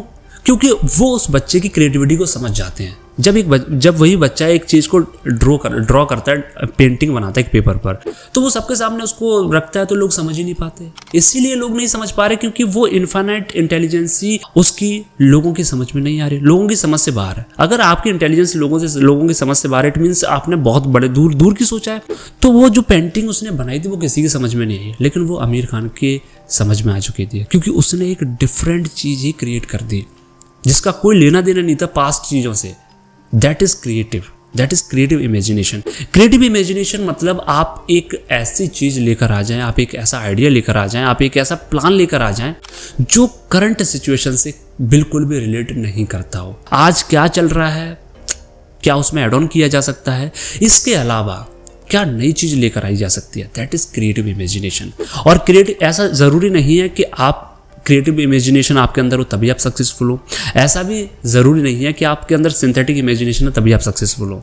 सक्सेसफुल कैसे हो सकते हो वो हम आगे समझने वाले हैं। ये दो टाइप की इमेजिनेशन हो गई। एक इमेजिनेशन आपकी सिंथेटिक इमेजिनेशन जो कि हाईली एजुकेटेड हो, मोस्टली लोगों के अंदर ये पाई जाती है। दूसरी क्रिएटिव इमेजिनेशन जो कि बहुत कम लोगों के अंदर पाई जाती है, और ये एक बच्चे के अंदर बचपन से ही होती है। छोटे से कई बच्चे आपने देखे थोड़े स्ट्रेंज टाइप के होते हैं, कुछ अजीबोगरीब हरकतें करते रहते हैं ना, उनके अंदर क्रिएटिव इमेजिनेशन होती है। अभी तक हमने जाना सिंथेटिक इमेजिनेशन के बारे में और क्रिएटिव इमेजिनेशन के बारे में। अब इसको इम्प्लीमेंट कैसे करना है, सबसे इंपॉर्टेंट चीज़ आती है। आपने इमेजिनेशन समझी, टाइप्स ऑफ इमेजिनेशन समझा, अब बात आती है कि इमेजिनेशन का यूज़ करके पैसे वाले कैसे बन सकते हैं, सक्सेसफुल कैसे बन सकते हैं, कैसे इसका प्रॉपर यूटिलाइज कर सकते हैं, वो इंपॉर्टेंट है। इसलिए मैंने स्टार्टिंग में बोला, वीडियो आधी छोड़कर जाओगे इट मीन्स पेड़ पर चढ़ना आपने सीख लिया, कैसे उतरना आपको पता ही नहीं है। तो आधी वीडियो मत देखा करो। अगर आपके पास टाइम नहीं है तो बाद में देख लो। जब आपके पास टाइम हो कि भाई 10-15 मिनट की वीडियो बैठकर देख सकता हूँ, तभी इस वीडियो को देखना, क्योंकि जो चीज़ मैं आपको बताता हूँ, खैर मैं तो सिर्फ आपसे देखने की बोल रहा हूँ, बट मेरे हिसाब से आपको कॉपी पेन लेकर बैठना चाहिए, नोट्स बनाने चाहिए, जिस हिसाब से चीज़ें मैं आपको दे रहा हूँ। आई डोंट थिंक कि इस तरीके से आपको कोई किताब समझाता है। तो यहाँ पर अब हम बात करते हैं कि जो इमेजिनेशन है हमने समझी, अब इसका यूटिलाइज कैसे करें, यूज़ कैसे करें। मैं अपनी तरफ से कुछ नहीं बता रहा, ऑथर ने इसी तरीके से चीज़ों को समझाया है, इस तरीके से नहीं समझाया, बट इसको मैं इस तरीके से इजी वे में आपके सामने प्रेजेंट कर रहा हूँ। बट ऑथर का जो कंक्लूजन है वो यही है। तो इमेजिनेशन का प्रॉपर यूटिलाइज कैसे करना है वो हम समझते हैं। दो चीज़ें हैं। पहली चीज़ आती है माय डियर फ्रेंड, एक्सपेरिमेंट। जी हाँ, देखिए जितने बड़े बड़े साइंटिस्ट हैं, चाहे हम थॉमस अल्वा एडिसन की बात करें, अल्बर्ट आइंस्टीन की बात करें, सर आइजैक न्यूटन जी की बात करें, किसी भी बड़े साइंटिस्ट को ले लीजिए जिसने कुछ नया क्रिएट किया है, इन्वेंट किया है, इनके दिमाग में बहुत सारे आइडियाज़ आए। अगर ये उस आइडिया को इम्प्लीमेंट ही नहीं करते, उस पर एक्सपेरिमेंट नहीं करते, क्या आज हम इनका नाम ले रहे होते? क्या आज जो चीज़ आप देख रहे हो, मोबाइल फ़ोन है, माइक है, कोई भी चीज़ है, गेट अपने आप खुल रहा है, क्या ये चीज़ एग्जिस्ट कर पाते? नहीं। ये किस वजह से हुई? एक्सपेरिमेंट की वजह से। तो पहला स्टेप आता है कि अगर हमारे माइंड में कोई भी आइडिया आ रहा है, कोई भी प्लान है, किसी भी तरह की चीज़ आ रही है, उसको एक्सपेरिमेंट करना है। एक्सपेरिमेंट नहीं करोगे तो वो यूजलेस होगा। एक्सपेरिमेंट का मतलब ही होता है माय डियर फ्रेंड फेल होना। कई साइंटिस्ट हैं 50 बार, 100 बार, 1000 बार चीज़ों को एक्सपेरिमेंट किया, तब जाकर उन्हें मनचाहा रिजल्ट मिला। तो पहला स्टेप आता है एक्सपेरिमेंट करना। दूसरा स्टेप है my dear friend, that is collaboration. See, हमारे माइंड में बहुत सारे आइडियाज़ होते हैं, बहुत सारे न्यू प्लान्स होते हैं, कई सारी चीज़ें होती हैं, लेकिन प्रॉब्लम कब आती है? जब वो चीज़ हम दूसरों के साथ शेयर नहीं करते। और इसके पीछे एक रीज़न भी होता है। लोग कहते हैं कि आप अपने आइडिया को लोगों के सामने शेयर मत करो, हो सकता है वो चोरी कर ले। मैं आपको एक तोड़ बताता हूँ इसका। बाप बाप होता है, बेटा बेटा होता है, ठीक है। अब आपको समझ में आ गया, कोई किसी की चीज़ चोरी नहीं कर पाता या नहीं कर सकता। जिसका जो ओरिजिनल कॉन्सेप्ट होता है वो उसी का नाम होता है। अब कोलैबोरेशन करने का फ़ायदा क्या है? सपोज करो आपके पास आइडियाज़ तो बहुत अच्छे हैं, प्लान बहुत अच्छे हैं, बट आपके पास इंप्लीमेंट करने के लिए फंड नहीं है, पैसा नहीं है, तो आपको मार्केट के अंदर लोगों के साथ बात करनी पड़ेगी। जब आप लोगों के सामने अपने आइडिया, अपने प्लान, अपने जो आपके दिमाग में चल रहा है वो रखोगे, तो एक तो उस पर एक नया थॉट प्रोसेस क्रिएट होगा, वो आपको कुछ चीज़ें बताएंगे, और साथ में आपको अगर उसमें से कोई ऐसा मिल गया जिसने आपके आइडिया को समझ लिया और उस पर पैसा लगा दिया, तो आप ऐसे रिच अमीर बनना तो बहुत छोटी चीज़ है, आप बहुत लाइफ में आगे चले जाओगे। दैट इज़ द रीज़न बहुत सारे लोग हैं जिनके दिमाग में बहुत सारे आइडियाज़ है, बहुत अच्छी थॉट प्रोसेस लोग होंगे, लेकिन आज वो उतना पैसा नहीं कमा पा रहे, या फिर आज वो उतने बड़े लेवल पर नहीं है। द रीज़न इज़ कि उन्होंने अपने आइडियाज़ को अपने दिमाग से बाहर लाया ही नहीं, लोगों के सामने रखा ही नहीं। आज लोगों के पास बहुत पैसा है, इंडिया की बात कर लो, लोगों के पास बहुत पैसा है, लोगों को ज़रूरत है तो सिर्फ उन लोगों की जिनके पास आइडियाज़ हो। मैं आपको एक चीज़ बताता हूँ, जो लोग खानदानी रईस होते हैं, जिनके पास बहुत वेल्थ होती है, बहुत पैसा होता है, आप देखना कि उनकी जो इन्वेस्टमेंट होती है वो ट्रेडिशनल सोर्सेस में ज़्यादा मिलेगी। रियल एस्टेट हुआ, ठीक है, स्टॉक मार्केट हुई, इन जगहों पर मिलेगी, क्योंकि उनके अंदर वो सारे आइडियाज़ नहीं होते, एक्चुअल में नहीं होते। लेकिन जिनके पास पैसा नहीं होता, मोस्टली जो नए आइडियाज़ होंगे वो आपको उन लोगों के अंदर मिलेंगे जिनके पास उतना पैसा नहीं है। तो प्लीज़, अगर आपके माइंड में कोई आइडिया आता है तो वो उन लोगों के सामने रखो जिनके पास बहुत पैसा है, जो उस आइडिया पर काम कर सकते हैं, फंडिंग कर सकते हैं। तो माय डियर फ्रेंड, ये पूरा का पूरा आपका सारी चीज़ें थी इमेजिनेशन के बारे में, और मैं उम्मीद करता हूँ कि जिस तरीके से इमेजिनेशन आज आपको समझ में आई, इससे पहले आपको नहीं समझ में आई होंगी। तो वीडियो कैसा लगा कमेंट सेक्शन में अपने विचार ज़रूर लिखें, और आगे की वीडियोस देखने के लिए चैनल को सब्सक्राइब ज़रूर करें, शेयर करें, जितनी भी चीज़ें होती है सब करो। मिलते हैं अगली वीडियो में, तब तक के लिए आप सभी का बहुत बहुत धन्यवाद।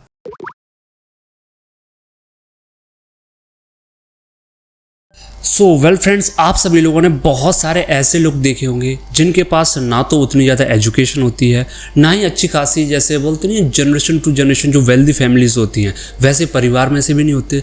लेकिन ये सारी चीज़ें ना होने के बावजूद, इवन उन्हें किसी का सपोर्ट तक नहीं होता, ये सारी चीज़ें ना होने के बावजूद भी बहुत सारे ऐसे लोग होते हैं जो एक सक्सेसफुल बिजनेस क्रिएट कर लेते हैं। इवन आपने पॉलिटिक्स में भी देखे होंगे, कई ऐसे नेता हैं जो ज़मीन से जुड़े हुए नेता हैं, यानी कि वो उतनी अच्छी फैमिली से भी नहीं है, लेकिन इसके बावजूद भी पॉलिटिक्स में बहुत ऊंचाइयों तक पहुंच चुके हैं। और कई ऐसे लोग हैं जिनका अच्छा खासा बैकग्राउंड नहीं था, still they are doing well in business. Why? ये सबसे बड़ा पॉइंट है कि क्यों, ऐसा क्या रीज़न है कि एक इंसान ना तो पढ़ा लिखा, ना एक्सपीरियंस, ना अच्छी खासी फैमिली से, ना किसी सपोर्ट के इतने ऊपर लेवल पर कैसे पहुँच गया, वो आज के इस वीडियो में हम जानेंगे। आज के इस वीडियो में थिंक एंड ग्रो रिच, इस बुक का चैप्टर नंबर 6 हम समझने जा रहे हैं, जिसका नाम है ऑर्गेनाइज्ड प्लानिंग। जी हाँ, ये एक ऐसी चीज़ है माय डियर फ्रेंड, अगर आपने समझ ली तो आपको किसी भी फील्ड में एक्सपर्ट होने की ज़रूरत नहीं है, आपको बहुत ज़्यादा पढ़ाई करने की ज़रूरत नहीं है। आपको लगता होगा कि बिज़नेस के लिए MBA करना पड़ता है तब जाके हम बिज़नेस रन कर पाएंगे, उसकी कोई ज़रूरत नहीं है। आप इस एक कॉन्सेप्ट को समझ जाइए। अब मैं ये नहीं बोलूँगा कि अगर आप इस कॉन्सेप्ट को समझ जाओगे तो आप बिज़नेस रन करना सीख जाओगे। आप वो पहला जो स्टेप होता है, जो पहला स्टार्टिंग होती है कि कैसे चीज़ों की करी जाती है, वो आपको समझ में आ जाएगा। बाकी की चीज़ें तो जब करोगे तो समझ में आ जाएंगी। तो आइए इस चैप्टर की शुरुआत करते हैं। सो माय डियर फ्रेंड, ये जो वर्ड है ऑर्गेनाइज्ड प्लानिंग, ये क्या है, इसको समझते हैं। देखिए, जब हम ऑर्गेनाइज्ड प्लानिंग की बात करते हैं तो ये किससे रिलेट करता है, एक अच्छी ऑर्गेनाइजेशन से। सो माय डियर फ्रेंड, एक अच्छी ऑर्गेनाइजेशन की जो डेफिनेशन होती है, या अगर मैं बात करूँ एक अच्छी ऑर्गेनाइजेशन किसे बोला जाता है, वो ऑर्गेनाइजेशन जिसमें जो लोग काम कर रहे होते हैं वो उस ऑर्गेनाइजेशन में जब खुश होते हैं, खुश इन द सेंस कि वो उनका जो लीडर होता है, जो उस ऑर्गेनाइजेशन को हैंडल कर रहा होता है, जब उससे अच्छे रिलेशन होते हैं, उसको एक सक्सेसफुल ऑर्गेनाइजेशन माना जाता है। अब वो कैसे बिल्ड करना है वो हमें पता होना बहुत ज़रूरी है। इस सब के लिए एक अच्छा लीडर बनना ज़रूरी है। अच्छा लीडर आप कैसे बन सकते हो वो हम इस वीडियो में जानने वाले हैं। बहुत इंपॉर्टेंट चीज़ है, मैं आपको बताने वाला हूँ। आइए पहले हम लीडरशिप को समझते हैं कि लीडरशिप कितने तरह की होती है।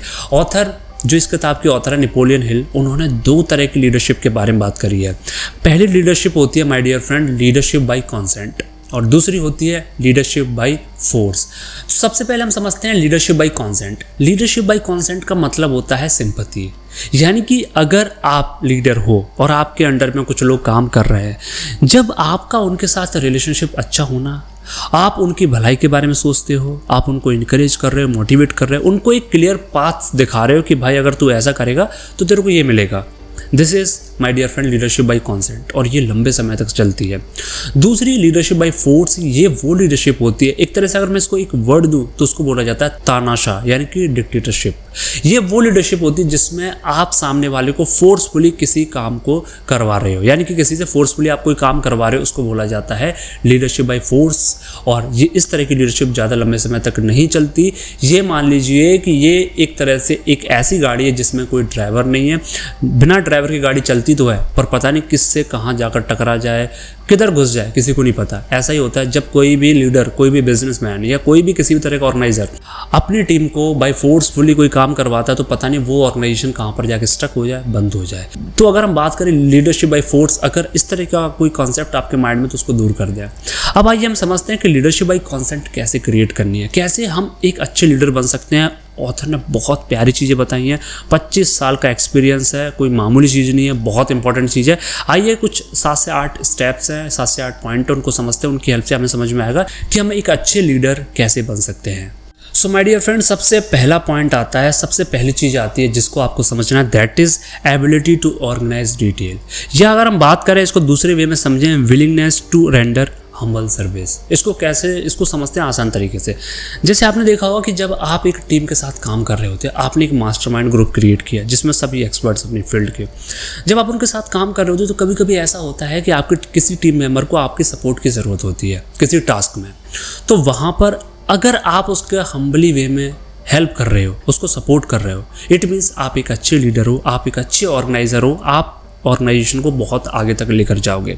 क्योंकि आजकल आपने एक वर्ड तो बहुत ही सुना होगा, आई एम टू बिजी। यार मेरे पास टाइम नहीं है, मेरे पास टाइम ही नहीं है, मैं बहुत बिजी हूँ, मेरे पास 50 और काम रहते हैं, मैं इस काम के लिए थोड़ी ना बैठा हूँ। ये बातें आपने बहुत सुनी होंगी। जो इस तरह की बातें बोलता है ना, समझ लीजिए कि वो एक अच्छा लीडर नहीं है। एक अच्छा लीडर वो होता है जो अपनी टीम के लिए 24/7 प्रेजेंस रहता है। अगर आपको किसी भी तरह की ज़रूरत है, वो हमेशा तैयार रहता है। This is the quality, number 1 quality of a great leader. और इसी क्वालिटी की बदौलत, अब इस क्वालिटी के लिए मुझे बताइए क्या एजुकेशन की ज़रूरत है? किसी एजुकेशन की ज़रूरत नहीं है। ये क्वालिटी आप अपने अंदर डेवलप कर सकते हो। तो पहली क्वालिटी, आप अपने टीम मेंबर्स का हमेशा सपोर्ट करें, हमेशा सपोर्ट करें, तभी आप एक अच्छे लीडर बनेंगे। अब इसके बाद आती है my dear friend, expectation of pay for what they know instead of what they do with that which they know. क्या बोला भाई, समझ नहीं आया? चलो समझाता हूँ। आपने आजकल एक चीज़ देखी होगी कि मार्केट के अंदर जब कहीं कोई जॉब करने जाता है तो उस व्यक्ति को सैलरी किस बेसिस पर मिलती है? क्या उसकी एजुकेशन है, कितना एक्सपीरियंस है, इस बेसिस पर सैलरी डिसाइड होती है। बल्कि यहाँ पर ऑथर कहते हैं कि सामने वाले का जो इनकम लेवल है या जो भी आप उसको पे कर रहे हो, वो इस लेवल पर इस चीज़ से डिसाइड नहीं होना चाहिए कि उस व्यक्ति को कितना आता है। इस चीज़ पर डिपेंड करना चाहिए, इस चीज़ को लेकर डिसाइड करना चाहिए कि जितना उस व्यक्ति को आता है उतने की मदद से वो कंपनी को कितना करके दे सकता है। इस पॉइंट को समझिए। एक तो ये होता है कि भाई मुझे ये आता है, इस चीज़ का मैं चार्ज कर रहा हूँ। दूसरा ये होता है कि मुझे ये आता है, अब इसकी मदद से मैं तुम्हारे लिए कितना हेल्पफुल हूँ, तुम्हारे लिए कितना प्रोडक्टिव हूँ, मुझे एक ये चीज़ आती है। दोनों में फ़र्क है। सो माय डियर फ्रेंड, अगर आप एक बिजनेस रन करने जा रहे हो, एक ऑर्गेनाइजेशन रन करने जा रहे हो, तो उसमें एक बहुत बड़ा इंपॉर्टेंट रोल प्ले करता है फंड।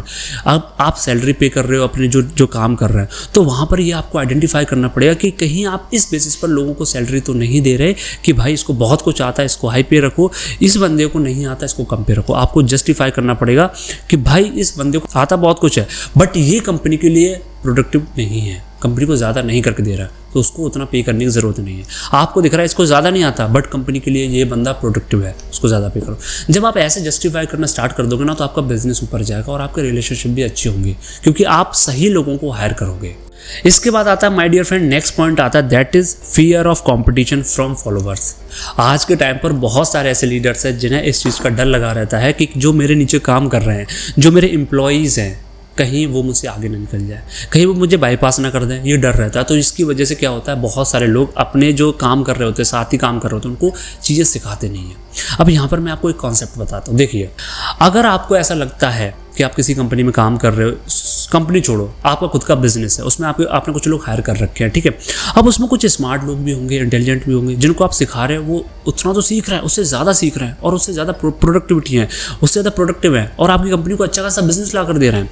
एंड धीरे धीरे करके वो एक तरह से क्या होगा, ऑब्वियस सी बात, अगर कोई इतना स्मार्ट है, इतना इंटेलिजेंट है, तो वो आपका एम्प्लॉय बनकर तो काम नहीं करना चाहेगा। तो when you justified one thing कि यार ये बंदा जो है तेज़ी से आगे बढ़ रहा है, अच्छा काम कर रहा है, तो उसको एम्प्लॉय की जगह अपना पार्टनर बना लो। देखो मैं तो ये जानता हूँ कि अगर आपको कोई व्यक्ति लग रहा है जो आपका एक समय पर आकर कॉम्पिटिटर बन सकता है, तो उसको अपना कॉम्पिटिटर बनाने से अच्छा उसको अपना पार्टनर बना लो। इससे फ़ायदा क्या होगा कि वो जितना भी मेहनत करेगा, जितना भी मार्केट में प्रोडक्टिव होगा, वो जितना भी कमाएगा उसका एक पार्ट आपको भी मिलेगा। So this is the solution इस प्रॉब्लम का।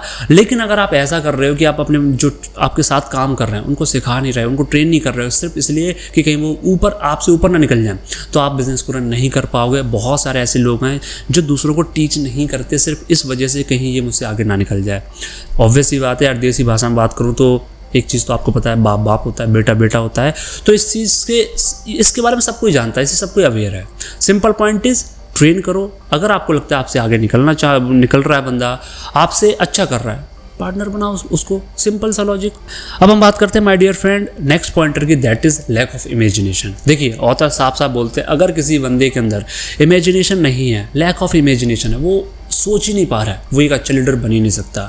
आपको एक चीज़ बताता हूँ, अगर आप आर्म फोर्सेस से थोड़ा सा रिलेट करोगे तो आप एक चीज़ समझिए कि जब आप एक ऑफिसर रैंक पर जाते हो आर्म फोर्सेस के अंदर, तो वहाँ पर क्या होता है कि आपका 5 दिन का इंटरव्यू होता है जिसे हम SSB बोलते हैं। तो उसका मोटिव पता क्या होता है? सिर्फ एक ही मोटिव होता है कि ये व्यक्ति जिसको हम एक ऑफिसर रैंक पर तैयार करने जा रहे हैं, जब ये मैदान में जाएगा तो इसके साथ कुछ लोग भी होंगे, कुछ इसके फॉलोवर भी होंगे।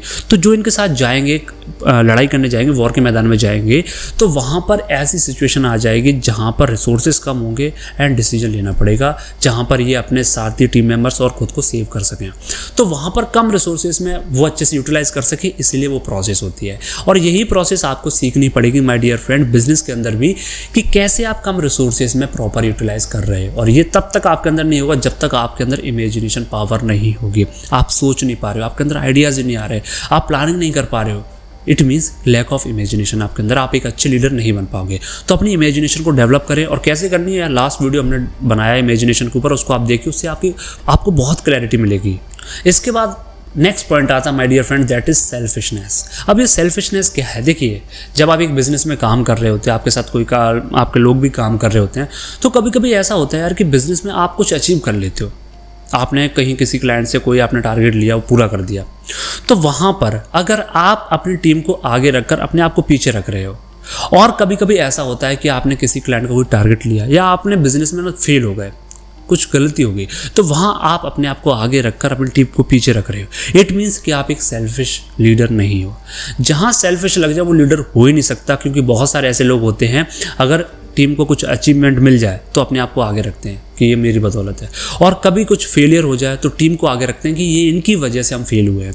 तो प्लीज़ इस चीज़ को समझिए, जो सक्सेसफुल लीडर्स हैं, जो बहुत अच्छे लीडर्स हैं, उनकी एक सबसे बड़ी क्वालिटी होती है कि अचीवमेंट वो टीम के नाम करते हैं और फेलियर अपने नाम करते हैं। और ये चीज़ आपको समझनी पड़ेगी। अब आप मुझे बताइए, इसके लिए एजुकेशन की ज़रूरत है? नहीं, ये बहुत आसान चीज़ें हैं, लेकिन जब तक आप इसको समझोगे नहीं, फॉलो नहीं करोगे, तब तक आप एक अच्छे लीडर नहीं बन सकते। इसके बाद नेक्स्ट पॉइंट आता है my dear friend, that is intemperance. Intemperance, पता नहीं मैं अच्छे से प्रोनाउंस कर पा रहा हूँ कि नहीं, इनटेम्परेंस। अब इसको समझते, देखिए क्या क्या होता है जब आप एक टीम में काम कर रहे होते हैं, आपका मास्टरमाइंड ग्रुप है जिसमें लोग काम कर रहे होते हैं, तो कभी कभी ऐसा होता है यार किसी व्यक्ति से, किसी इंडिविजुअल से कोई काम खराब हो जाता है, तो आप जाकर छोटे छोटे काम पर अगर बहुत ज़्यादा एंगर हो रहे हो, बहुत ज़्यादा हाइपर हो रहे हो, आप उसको गलत तरीके से आपका बिहेवियर र्यूडली है उस बंदे की तरफ, तो आपकी टीम ज़्यादा लंबे समय तक नहीं टिक पाएगी। आप किसी को डांट रहे हो, किसी को समझा रहे हो, तो वहाँ प्यार दिखना चाहिए। बहुत इंपॉर्टेंट चीज़ है, वहाँ पता होना चाहिए कि आप उसके भले के लिए कर रहे हो। लेकिन कभी कभी ऐसा होता है ना कि छोटी छोटी गलती पर हम सामने वाले को टॉर्चर करना स्टार्ट कर देते हैं, सिर्फ इसलिए कि हम उसको सैलरी पे कर रहे हैं। तो अगर आप ऐसा कर रहे हो तो आप एक अच्छी ऑर्गेनाइजेशन, आप एक अच्छी अगर मैं बात करूँ कि अच्छा बिजनेस खड़ा ही नहीं कर पाओगे। इसके लिए सबसे ज़रूरी चीज़ क्या है कि छोटी छोटी चीज़ों पर आप लोगों को, आपका व्यवहार गलत नहीं होना चाहिए, लोगों के प्रति आप रूड नहीं होने चाहिए, समझाने का तरीका आपको पता होना चाहिए। और इसके लिए मुझे नहीं लगता ज़्यादा पढ़ाई लिखाई की ज़रूरत होती है। इसके लिए आप बिहेवियर समझिए, रिलेशनशिप समझिए, तो आप आसानी से ये काम कर सकते हो। इसके बाद नेक्स्ट पॉइंट आता है my dear friend, that is disloyalty. जी हाँ, ये बिज़नेस का एक बहुत बड़ा थंब रूल है। अगर आप लॉयल नहीं हो तो आप कभी भी एक बिज़नेस खड़ा नहीं कर पाओगे, एक बिज़नेस नहीं क्रिएट कर पाओगे, आप एक ऑर्गेनाइजेशन को रन ही नहीं कर पाओगे अगर आप लॉयल नहीं हो। देखिए लॉयल्टी का मतलब क्या है, मैं आपको एक चीज़ समझाता हूँ। आप एक बिज़नेस रन कर रहे हो जिसमें कुछ लोग काम कर रहे हैं, अगर आप इस कॉन्सेप्ट पर चल रहे हो जिसका नाम है यूज़ एंड थ्रो, कि भाई मैंने इसका यूज़ किया, मैंने अपना काम निकाला, अब मुझे इसकी ज़रूरत नहीं है, थ्रो कर दिया, बाहर निकाल दिया। अगर आप इस कॉन्सेप्ट पर चल रहे हो तो आप कभी भी सक्सेसफुल बिजनेस क्रिएट नहीं कर सकते। एक होता है यूज़ एंड थ्रो, कि भाई साहब यूज़ एंड थ्रो कर लिया। अगर आप ऐसा कर रहे हो तो बिजनेस नहीं चल पाएगा। बिजनेस चलाने के लिए आपको लॉयल बनना पड़ेगा अपनी टीम के साथ। आपको टीम के साथ एक अच्छा रिलेशनशिप डेवलप करना पड़ेगा। टीम जब आपके साथ हो तो उसको ऐसा फील, पैसा तो दूर की चीज़, पैसा छोड़िए, उसको ऐसा फील होना चाहिए कि कोई उसके फैमिली मेम्बर उसके साथ में। जब आप ऐसा फील कराते हो ना सामने वाले को, तो वो अच्छे से काम करता है, आपके लिए एफर्ट्स डालता है। अगर सिर्फ आप उसको यूज़ एंड थ्रो के कंसेप्ट पर उसे काम करवा रहे हो तो वो ज़्यादा लंबे समय तक नहीं टिकेगा और आपकी टीम कोलैप्स हो जाएगी। तो टीम बिल्ड करना, एक अच्छी ऑर्गेनाइजेशन बिल्ड करना, एक मास्टरमाइंड ग्रुप को रन करना, उसके लिए सबसे इंपॉर्टेंट चीज़ होती है आपका अपनी टीम के प्रति लॉयल्टी शो करना। लॉयल्टी शो करना क्या? लॉयल होना, दिल से लॉयल होना।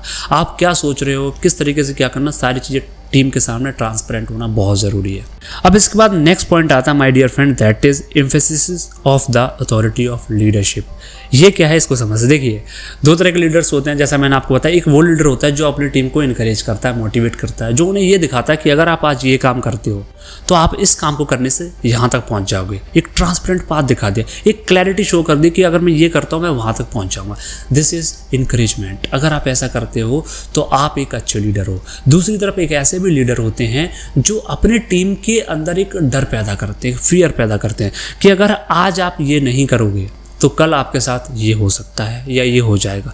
तो आपने एक फियर क्रिएट कर दिया अपने टीम मेंबर्स के साथ दिल में।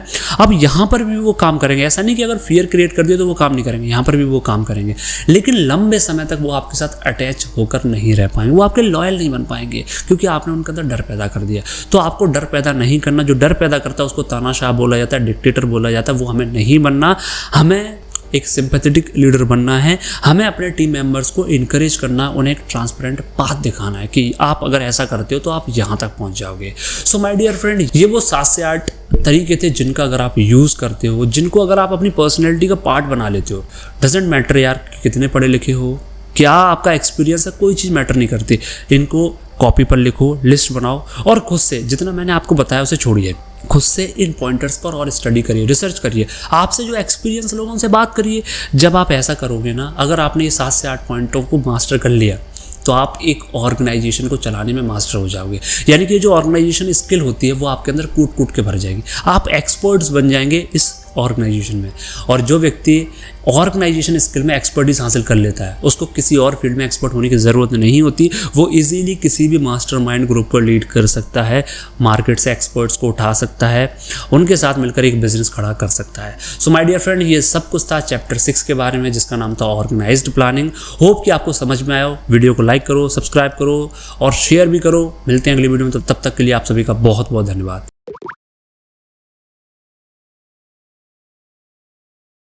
सो वेलकम फ्रेंड्स, आप सभी का फिर से स्वागत है हमारे इस यूट्यूब चैनल पे। एंड आई नो कि बहुत बड़ा गैप हो चुका है और मुझे पता है कि आप सभी लोग इस वीडियो का बहुत ही वेट कर रहे थे एंड वीडियो को आने में बहुत टाइम हुआ। एक्चुअल में कुछ इश्यूज़ हो गए थे जिसकी वजह से इस वीडियो को डालने में थोड़ा टाइम लग गया, बट कोई प्रॉब्लम नहीं। अब हम इस सीरीज़ को कंटिन्यू करने वाले हैं। तो आज के इस वीडियो में हम इस किताब थिंक एंड ग्रो रिच के चैप्टर नंबर 7 के बारे में बात करने वाले हैं, जिसका नाम है डिसीजन। तो ये जो चैप्टर माय डियर फ्रेंड बहुत इंपॉर्टेंट चैप्टर है और इस चैप्टर के अंदर जो मैं चीज़ें आपको बताने वाला हूँ, देखिए आप सभी को पता है आज के समय में अगर मैं बात करूँ तो यार हम सभी लोग मोस्टली, जो आप इस वीडियो को देख रहे हो ना, आप सभी में से मोस्टली लोग वो हैं जो कहीं ना कहीं जॉब कर रहे हैं। क्योंकि मैं खुद, अब हम सब इस चीज़ को एक्सपीरियंस कर पा रहे हैं। On the basis of that मैं आपको डिसीजन की इम्पोर्टेंस समझाऊंगा। तो आइए इस चैप्टर में ऑथर ने क्या डिसीजन के बारे में बताया है और ये क्यों इम्पोर्टेंट है वो समझते हैं। देखिए, अगर हम डिसीजन की बात करें तो सबसे पहले ही ऑथर ने इस चैप्टर की शुरुआत में क्या लिखा है कि ऑथर ने लगभग 25,000 के आसपास मैन और वीमेन, यानी कि 25,000 के आसपास लोगों पर रिसर्च करी और उन्होंने कुछ मेजर पॉइंट्स निकाले थे। 30 के आसपास मेजर पॉइंट्स निकाले थे जो सबसे बड़े फेलियर के रीजंस थे। और उन सब में से माय डियर फ्रेंड जो सबसे टॉप पे था वो था लैक ऑफ डिसीजन। यानी कि कहीं ना कहीं हम में से बहुत सारे ऐसे लोग हैं जो डिसीजन नहीं ले पाते हैं या फिर कहीं ना कहीं जल्दी डिसीजन नहीं ले पाते हैं, जिसकी वजह से हमें फेलियर का सामना करना पड़ता है। अब यहाँ पर ऑथर सबसे इम्पोर्टेंट चीज़ क्या बोलते हैं, तो माय डियर फ्रेंड, ऑथर ने एक बहुत इंपॉर्टेंट लाइन लिखी है, that is procrastination the opposite of decision. जो डिसीजन होता है उसका ऑपोजिट होता है प्रोक्रेस्टिनेशन। अब प्रोक्रेस्टिनेशन कैसे, वो मैं आपको बताता हूँ। देखिए, मैं एक सिंपल सा एग्जांपल लेता हूँ। आप सभी ने डिसाइड किया कि मुझे 2 से 3 महीने के अंदर एक ट्रिप पे जाना है। सपोज़ करते हैं कि आप मनाली जाने का प्लान कर रहे हो। अब आपने मनाली जाने का प्लान किया तो ऑब्वियस सी बात है, अगर आप 2 महीने बाद जाने वाले हो तो आज आप प्लान करना स्टार्ट कर दोगे। लेकिन अगर आपके माइंड में एक चीज़ आती है कि यार अभी 2 महीने के बाद नहीं जा रहे, ऐसा करते हैं 6 मंथ वेट करते हैं, उसके बाद चलेंगे। तो जो ट्रिप की प्लानिंग आप 2 महीने की कर रहे थे, अब आपने क्या किया, इसको टाल दिया 6 महीने बाद। यानी कि क्या हुआ, प्रोक्रेस्टिनेशन हो गया। अब यही हम सबकी लाइफ में होता है कि कहीं ना कहीं हम चीज़ों को जब प्रोक्रेस्टिनेट करते हैं, चीज़ों को टालते हैं, तो उससे हमारा जो डिसीजन है वो कमज़ोर पड़ जाता है। जैसे मैं आपको बताता हूँ, सपोज़ करिए कि आपकी फैमिली में कोई इमरजेंसी इशू हो गया, आपकी फैमिली में भगवान न करे किसी की तबीयत अचानक से ख़राब हो गई।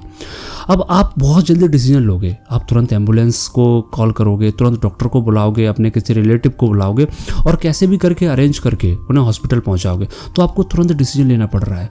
यानी कि अब यहाँ पर प्रोक्रेस्टिनेशन का कोई स्कोप ही नहीं है। तो यहाँ पर ऑथर यही समझाना चाहते हैं कि जब हमारी लाइफ में इमरजेंसी आती है तो वहाँ पर हमारी जो स्पीड है डिसीजन की वो बढ़ जाती है, और जहाँ पर हम चीज़ों को प्रोक्रेस्टिनेट कर देते हैं वहाँ पर हमारी जो डिसीजन की स्पीड है वो कम हो जाती है। तो यहाँ पर आपको अपने डिसीजन की स्पीड को बढ़ाना है। इट मीन्स कि आपको अपनी लाइफ के जितने भी दौर है, कुछ भी आपने गोल क्रिएट किया है, उसको प्रोक्रेस्टिनेट नहीं करना है, उसको एज अ इमरजेंसी ट्रीट करना है, जिससे आपकी डिसीजन लेने की स्पीड बढ़ जाए। अब जैसे मैं आपको एक एग्जांपल बताता हूँ। आप सभी ने हेनरी फोर्ड्स का नाम सुना होगा। अब हेनरी फोर्ड्स इतने बड़ी कंपनी इन्होंने क्रिएट करी। अगर मैं इनके बारे में बताऊं तो उतनी ज़्यादा इनके पास एजुकेशन क्वालिफिकेशन नहीं थी, उतनी ज़्यादा स्किल्स नहीं थी, बट कहीं ना कहीं एक जो इनकी सबसे बड़ी आदत थी जिसके बारे में ऑथर ने इस बुक में जिक्र किया है, वो है माय डियर फ्रेंड कि ये बहुत जल्दी क्विक डिसीजन पर पहुंचते थे। यानी कि इनकी पावर थी कि ये डिसीजन बहुत जल्दी लेते थे और फिर उसको चेंज बहुत आराम से करते थे। यानी कि decision quickly and definitely and changing them slowly, that's a very important. Suppose करिए कि आपने डिसाइड किया कि मुझे सीए की तैयारी करनी है। अब आप सीए की तैयारी करने में लग गए, आपने 1 साल तक सीए की तैयारी करी। अब कभी कभार ना ऐसा होता है कि यार हम डिमोटिवेट हो जाते हैं अपने काम से, तो हमने क्या सोचा कि यार सीए में मज़ा नहीं आ रहा, दूसरी चीज़ चलते हैं, दूसरी किसी और की प्रिपरेशन करते हैं। सपोज़ करो यूपीएससी की तैयारी करते हैं। अब यहाँ पर क्या हुआ कि आपने सीए की 1 साल तक पढ़ाई करी, अगर आप सीए के एंड तक नहीं गए, आपने उसके जो लास्ट एग्जामिनेशन है वो नहीं दिए, तो ये आपकी 1 साल यूजलेस जाएगी, आपको फिर से ज़ीरो से स्टार्टिंग करनी पड़ेगी। तो यहाँ पर क्या है कि अगर आपने किसी चीज़ को लेकर डिसीजन लिया है तो उसके एंड तक जाने की कोशिश करें। जब आप सीए के एंड अटेम्प्ट्स दोगे तो उससे आपको अपने खुद का पोटेंशियल समझ में आएगा कि मैं इसमें कंटिन्यू कर सकता हूँ कि नहीं कर सकता। तो वहाँ पर उस चीज़ का एंड हो जाता है। एंड आफ्टर दैट जब आप स्टार्ट करते हो तो कहीं ना कहीं आपके पास एक एक्सपीरियंस होता है।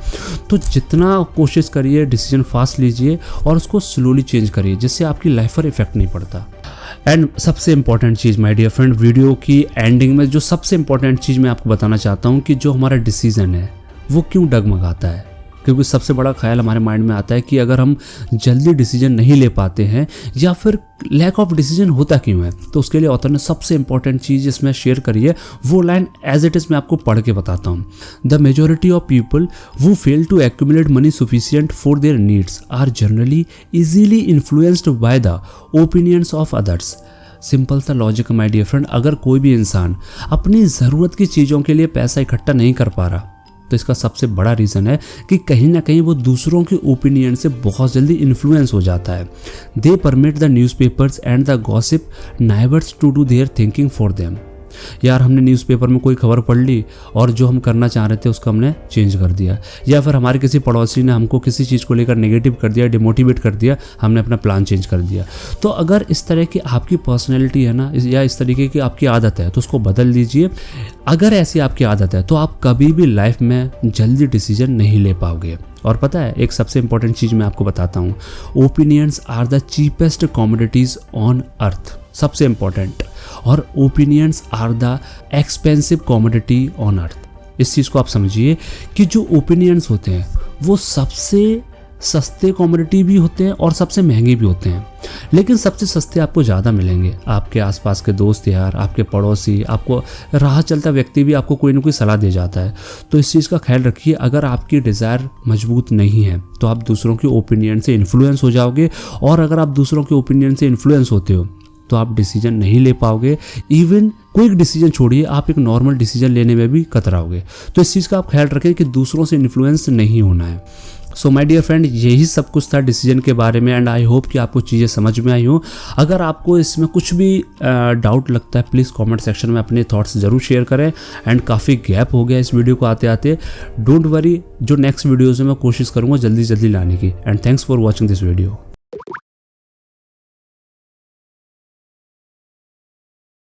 सो वेलकम फ्रेंड्स, आप सभी का फिर से स्वागत है हमारे इस यूट्यूब चैनल पे। और आज के इस वीडियो में हम कवर करने जा रहे हैं think and grow rich book के चैप्टर नंबर 8 के बारे में। बहुत अच्छी सीरीज चल रही है। अभी हमने लास्ट 7 चैप्टर के बारे में बात करी थी, अब हम 8th चैप्टर के बारे में बात करने जा रहे हैं जिसका नाम है परसिस्टेंस। और ये बहुत इंपॉर्टेंट चैप्टर है, बहुत ही ज़्यादा आपको इंपॉर्टेंट चीज़ समझ में आने वाली है कि अगर हम अपनी लाइफ में पैसा बनाना चाहते हैं या फिर अमीर बनना चाहते हैं, उसमें परसिस्टेंस का क्या रोल है वो आपको इस वीडियो में समझ में आने वाला है। तो आइए इस चैप्टर की शुरुआत करते हैं। सो माय डियर फ्रेंड, इस परसिस्टेंस को समझने के लिए एक छोटा सा एग्जाम्पल लेते हैं, एक छोटा सा एग्जाम्पल यूज़ करते हैं। मैं आपको एक छोटा सा टास्क देता हूँ। आपको क्या करना है, आपको अपने आसपास कुछ 50 लोग चुनने हैं जो आपको आपके स्कूल के फ्रेंड्स हो सकते हैं, आपके फैमिली मेम्बर्स हो सकते हैं, आपके रिलेटिव हो सकते हैं। तो सबको कैलकुलेट करके आपको अपने आसपास 50 लोग चुनने हैं और उन 50 लोगों से जाकर आपको एक सिंपल सा क्वेश्चन पूछना है कि आप अपनी ज़िंदगी में क्या चाहते हैं। ऐसी कौन सी चीज़ है जो आप अपनी ज़िंदगी में अचीव करना चाहते हैं, यानी कि आपका अपनी लाइफ का पर्पस क्या है। ये सिंपल सा क्वेश्चन आपको उन 50 लोगों से जाकर पूछना है जो आपके बहुत ही करीबी हैं। तो आप एक चीज़ नोटिस करोगे कि उनमें से 48 ऐसे लोग होंगे जिन्हें यही नहीं पता होगा कि उन्हें अपनी लाइफ में करना क्या है। बाकी 2 लोग होंगे जो आपको एकदम से प्रैक्टिकली बता पाएंगे कि उनकी लाइफ का पर्पस क्या है। और यही कारण है माय डियर फ्रेंड कि 48 लोग अपनी ज़िंदगी में सफल नहीं हो पाते। सिर्फ 50 में से 2 ही ऐसे लोग होते हैं जिनके चांसेस होते हैं कि वो सफल हो पाएँ। बाकी के जो 48 लोग हैं, अगर आप उन्हें थोड़ा सा पुश करोगे, थोड़ा सा फोर्सफुली उनसे ये जानने की कोशिश करोगे कि उनकी लाइफ का पर्पस क्या है, तो शायद वो लोग आपको कुछ ऐसे एग्जाम्पल्स बताएं। जैसे कि कुछ लोग बोलेंगे कि उन्हें अपनी लाइफ में सिक्योरिटी चाहिए, कुछ लोग बोलेंगे कि पैसा चाहिए, कुछ लोग बोलेंगे कि हैप्पीनेस चाहिए यानी कि खुशी चाहिए, कुछ लोग बोलेंगे कि फेम और पावर चाहिए। तो इस तरीके के जो घिसे पिटे एग्जाम्पल्स होते हैं, घिसे पिटे जो पर्पस होते हैं, वो आपको वो लोग बताना शुरू कर देंगे। तो यही रीज़न है माय डियर फ्रेंड कि कुछ लोग अपनी लाइफ में सफल नहीं हो पाते हैं और कुछ लोग सक्सेस पा लेते हैं। और इसके साथ माय डियर फ्रेंड, ऑथर कहते हैं riches do not respond to wishes, they respond only to definite plans backed by definite desires through constant persistence. यानी कि जो रिच लोग होते हैं उनकी सिर्फ इच्छा नहीं होती, वो सिर्फ इच्छा जाहिर नहीं करते, उनके पास एक डेफिनेट प्लान होता है जिसके पीछे एक डेफिनेट डिज़ायर होती है और कांस्टेंट परसिस्टेंस होता है।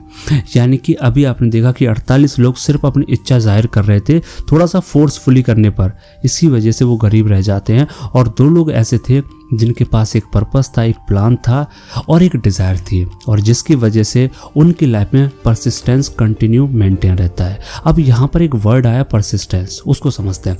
परसिस्टेंस का मतलब होता है माय डियर फ्रेंड किसी एक पर्टिकुलर गोल से स्टक रहना, चिपके रहना। यानी कि दुनिया की कोई भी चीज़ आ जाए और आपको उस गोल से डाइवर्ट करने की कोशिश करे पर फिर भी आप डाइवर्ट नहीं हो रहे हो, इसे बोला जाता है persistence. So my dear friend, अब हम बात करते हैं कि ये जो वर्ड है परसिस्टेंस, इसको डेवलप कैसे किया जाए। तो इसको डेवलप करने के लिए ऑथर ने कुछ 5 से 6 पॉइंट्स बताए हैं, कुछ रूल्स बताए हैं, उनको समझते हैं। सबसे पहली चीज़ आती है my dear friend, that is definiteness of purpose. यानी कि आपको पता होना चाहिए कि आपकी ज़िंदगी का पर्पस क्या है। जब आपको पता होता है ना कि हमारी लाइफ का पर्पस क्या है, तो आपके सामने कोई भी कितना भी डिस्ट्रक्शन आ जाए आप डाइवर्ट नहीं होते हो। आप अपना परसिस्टेंस कंटिन्यूसली मेंटेन करके रख पाते हो। आप उस गोल को तभी अचीव कर पाते हो जब आपको पता हो कि आपकी लाइफ का पर्पस क्या है। अब जैसे मैं एक छोटा सा एग्जांपल लेता हूँ, आप सबने दशरथ मान जी के बारे में सुना होगा।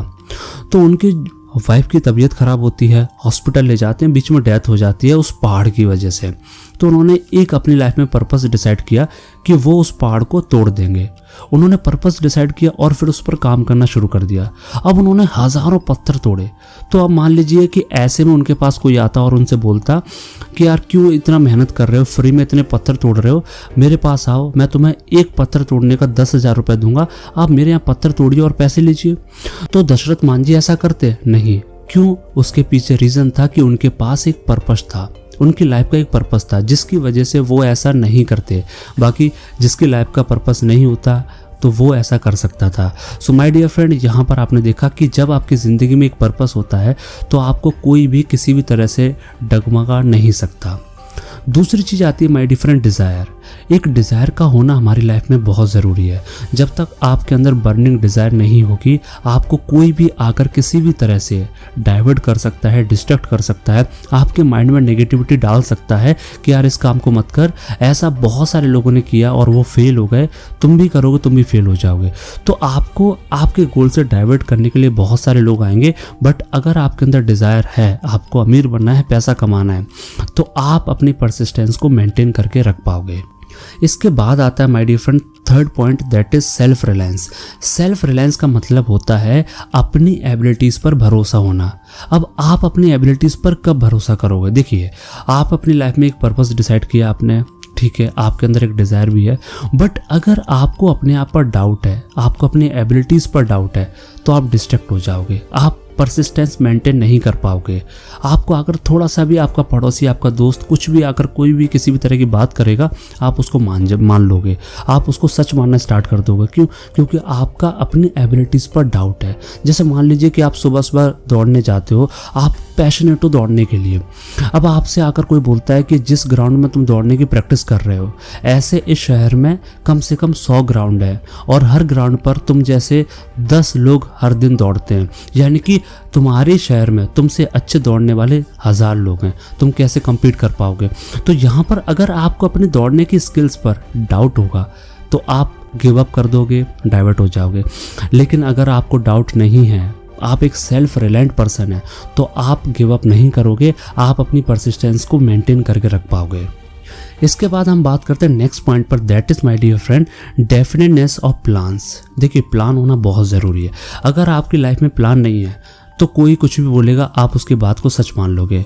आप कहीं पहुंचना चाहते हो और आपने प्लान नहीं बनाया कि मुझे कैसे जाना वहां तक, तो आप थोड़ा सा चलोगे और कोई भी व्यक्ति आकर आपको डाइवर्ट करने की कोशिश करेगा कि यार इस रास्ते से मत जा, बहुत सारे लोग गए और वहाँ तक नहीं पहुँच पाए, तुम इस रास्ते को चुनो। तो यहाँ पर अगर कोई ऐसा व्यक्ति आपको बोल रहा है जो उस रास्ते पर चला है, तो आप एक बार उसकी बात को मान सकते हो। बट आपको कोई भी ऐरा गैरा व्यक्ति अगर बोलता है तो आप उसकी बात से डाइवर्ट नहीं हो गए अगर आपके पास एक प्लान होगा। तो यानी कि हमारे पास प्लान का होना बहुत ज़रूरी है अगर हमें परसिस्टेंसी को मेंटेन करके रखना है, दूसरों से डाइवर्ट नहीं होना है। इसके बाद नेक्स्ट पॉइंट आता है my dear friend, that is accurate knowledge. Accurate knowledge का होना बहुत ज़रूरी है। 2 वर्ड्स हैं ऑथर ने यहाँ पर यूज़ करे। एक वर्ड है जिसका नाम है गैस करना और दूसरा वर्ड है जिसका नाम है नोइंग, यानी कि जानना। अब आपको मैं एक चीज़ बताता हूँ, आपको कोई प्रोडक्ट बेचना है, कोई सामान बेचना है, ठीक है, आप क्लाइंट से बात कर रहे हो। अब आप क्लाइंट से बात कर रहे हो, उस प्रोडक्ट की आपको अच्छी नॉलेज नहीं है, इन डेप्थ आपको उस प्रोडक्ट के बारे में नहीं पता। अब आपसे क्लाइंट क्रॉस क्वेश्चंस करना शुरू करता है, तो आप क्या बोलोगे? हाँ सर ऐसा हो सकता है, सर आप सही बोल रहे हैं, हाँ सर ऐसा भी हो सकता है, शायद ऐसा भी हो सकता है। तो जब आप सकता वर्ड यूज़ करोगे वहाँ पर, जब आप थोड़ा सा गैस करना स्टार्ट करोगे, तो समझ लीजिए कि कहीं ना कहीं आप क्लाइंट को कन्विंस नहीं कर पाओगे। लेकिन दूसरी जगह, इसकी जगह अगर आप ऐसे बोलते हो कि सर ऐसा नहीं हो सकता, सर ऐसा होगा, सर यहाँ पर आप रॉन्ग हैं, यहाँ पर ये होगा ये नहीं होगा, सर मैं कॉन्फिडेंट हूँ 100% ऐसी चीज़ हो सकती है, यानी कि आपको अपने प्रोडक्ट के बारे में एक्यूरेट नॉलेज है, तभी आप सामने वाले को कन्विंस कर पाओगे। तो यहाँ पर गैस करना और यहाँ पर जानना दोनों में फ़र्क होता है। अगर आप गैस कर करके चीज़ों को चलोगे तो आप अपनी परसिस्टेंसी को मेंटेन नहीं कर पाओगे, लेकिन अगर आपको एक्यूरेट नॉलेज है तो आप अपनी परसिस्टेंसी को मेंटेन कर पाओगे। इसके बाद नेक्स्ट पॉइंट आता है my dear friend, that is cooperation. Cooperation बहुत ज़रूरी है। आप दो दोस्त हैं, अब आपका एक फ्रेंड है जो बहुत अच्छा है किसी चीज़ में और वो कर रहा है, एंड जब वो उस काम को कर रहा है और मान लीजिए कि उसमें वो फेल हो जाता है और फिर उसके बाद गिव अप करने की कोशिश करता है, तो आपके साथ कोई ऐसा कोऑपरेट करने वाला होना चाहिए जो आपको उस चीज़ को गिव अप ना करने दे, यानी कि आपको मोटिवेट कर सके। तो यहाँ पर कोऑपरेशन का बहुत इंपॉर्टेंस बढ़ जाता है, कोऑपरेशन का बहुत बड़ा रोल रहता है परसिस्टेंसी को बनाए रखने के लिए। जैसा कि इससे पहले चैप्टर्स में हमने डिस्कस किया था मास्टरमाइंड ग्रुप। अब मास्टरमाइंड ग्रुप का मतलब क्या होता है कि आपके ग्रुप में कुछ लोग हैं जो मास्टर हैं अपनी अपनी स्किल्स का, तो उनका यूटिलाइज करके आप एक पर्टिकुलर गोल को अचीव कर रहे हो। तो वहाँ पर क्या होता है, देखिए मैं आपको एक नॉर्मल चीज़ बताता हूँ। किसी भी कंपनी के अंदर जो टॉप सेल्स पर्सन होते हैं, टॉप छोड़िए, मान लीजिए कि किसी कंपनी के अंदर 10 सेल्स पर्सन है, तो उसमें से 8 ऐसे लोग होते हैं जो नॉन परफॉर्मर होते हैं, सिर्फ 2 लोग ऐसे होते हैं जो टॉप परफॉर्मर होते हैं। बट कभी कभी ऐसा होता है कि वो जो 2 लोग होते हैं वो डिमोटिवेट फील करना शुरू कर देते हैं, कभी कभी उनके अंदर भी नेगेटिविटी आती है। तो जो 8 लोग हैं उनका काम बनता है कि वो उनको मोटिवेट करें, उनको असिस्ट करें, कोऑपरेट करें, जिससे कि वो लोग अपनी परसिस्टेंसी को बनाए रखें। तो यहाँ पर माय डियर फ्रेंड कोऑपरेशन का बहुत बड़ा रोल रहता है परसिस्टेंसी को मेंटेन करने में। इसके बाद नेक्स्ट पॉइंट आता है my dear friend will power. Will power का मतलब होता है इच्छा शक्ति। अब सिंपल सा पॉइंट है, अगर किसी भी चीज़ को लेकर आपकी इच्छा शक्ति स्ट्रॉन्ग नहीं होगी तो आप परसिस्टेंस नहीं हो पाओगे, यानी कि आप उस पर्टिकुलर गोल से स्टक यानी कि चिपक कर नहीं रह पाओगे, उससे डाइवर्ट हो जाओगे। तो यहाँ पर आपकी विल पावर का स्ट्रॉन्ग होना बहुत ज़रूरी है। इसके बाद आता है next point my dear friend, that is habit. Habit का बहुत बड़ा रोल रहता है अपनी लाइफ में परसिस्टेंसी को मेंटेन करने में। जैसे आपने बहुत सारे लोग देखे होंगे जो अपनी ज़िंदगी में कोई भी काम कर रहे होते हैं तो बोलते हैं भगवान की इच्छा होगी तो ये काम हो जाएगा, अगर भगवान की इच्छा नहीं होगी तो मैं अमीर नहीं बनूंगा, अगर भगवान की इच्छा होगी तो अमीर बन जाएंगे। तो ऐसे जो लोग होते हैं उनकी एक हैबिट बन जाती है, वो हर बात पर भगवान को बीच में लेके आते हैं। देखिए भगवान की पूजा करना, भगवान को मानना बहुत अच्छी बात है और होना भी चाहिए, लेकिन कहीं ना कहीं आपको अपने आप को फ्रंट पर रखना होगा। जैसे मैं आपको बताता हूँ कि आप कहीं पर सेल्स का काम कर रहे हो और आपको दिन में 250 कॉल्स करने हैं, तो आप ऐसे नहीं बोल सकते कि अगर भगवान चाहेंगे तो मैं 250 कॉल्स करूँगा, नहीं चाहेंगे तो नहीं करूँगा। आपको चैलेंज लेना होगा। चैलेंज लीजिए कि मुझे 250 कॉल्स करने हैं और आपने दिन में 250 कॉल्स करे, तो शाम के टाइम पर अपनी पीठ को थपथपाइए कि ये काम मैंने किया है, फिर आप भगवान को थैंक यू बोलिए। बट डायरेक्टली आप इस तरह से मत बोलिए कि भगवान की इच्छा होगी तभी मैं इस काम को करूँगा, क्योंकि इससे पता क्या आपकी एक हैबिट बन जाती है और कहीं ना कहीं फिर लाइफ में आप डिपेंड हो जाते हो दूसरे पर। अपने आप को क्रेडिट देना स्टार्ट करिए, एक हैबिट बनाइए जिसमें आप छोटी छोटी चीज़ों पर अपने आप को क्रेडिट दो और अपनी पीठ थपथपाओ। इससे क्या होगा कि आप छोटी छोटी चीज़ों को लेकर अपने ऊपर बर्डन नहीं बनने दोगे और आप डिमोटिवेट नहीं होंगे।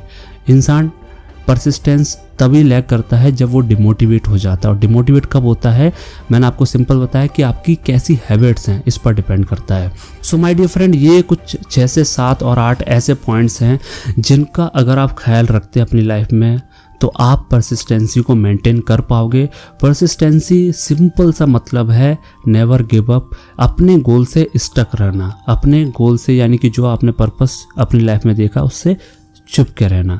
सो my dear friend, it's all about persistence and it's all about chapter number 8 persistence of this book think and grow rich. कैसी लगी आपको ये कमेंट में ज़रूर बताएं। मिलते हैं नेक्स्ट बुक में, नेक्स्ट वीडियो में। तब तक के लिए आप सभी का बहुत बहुत धन्यवाद।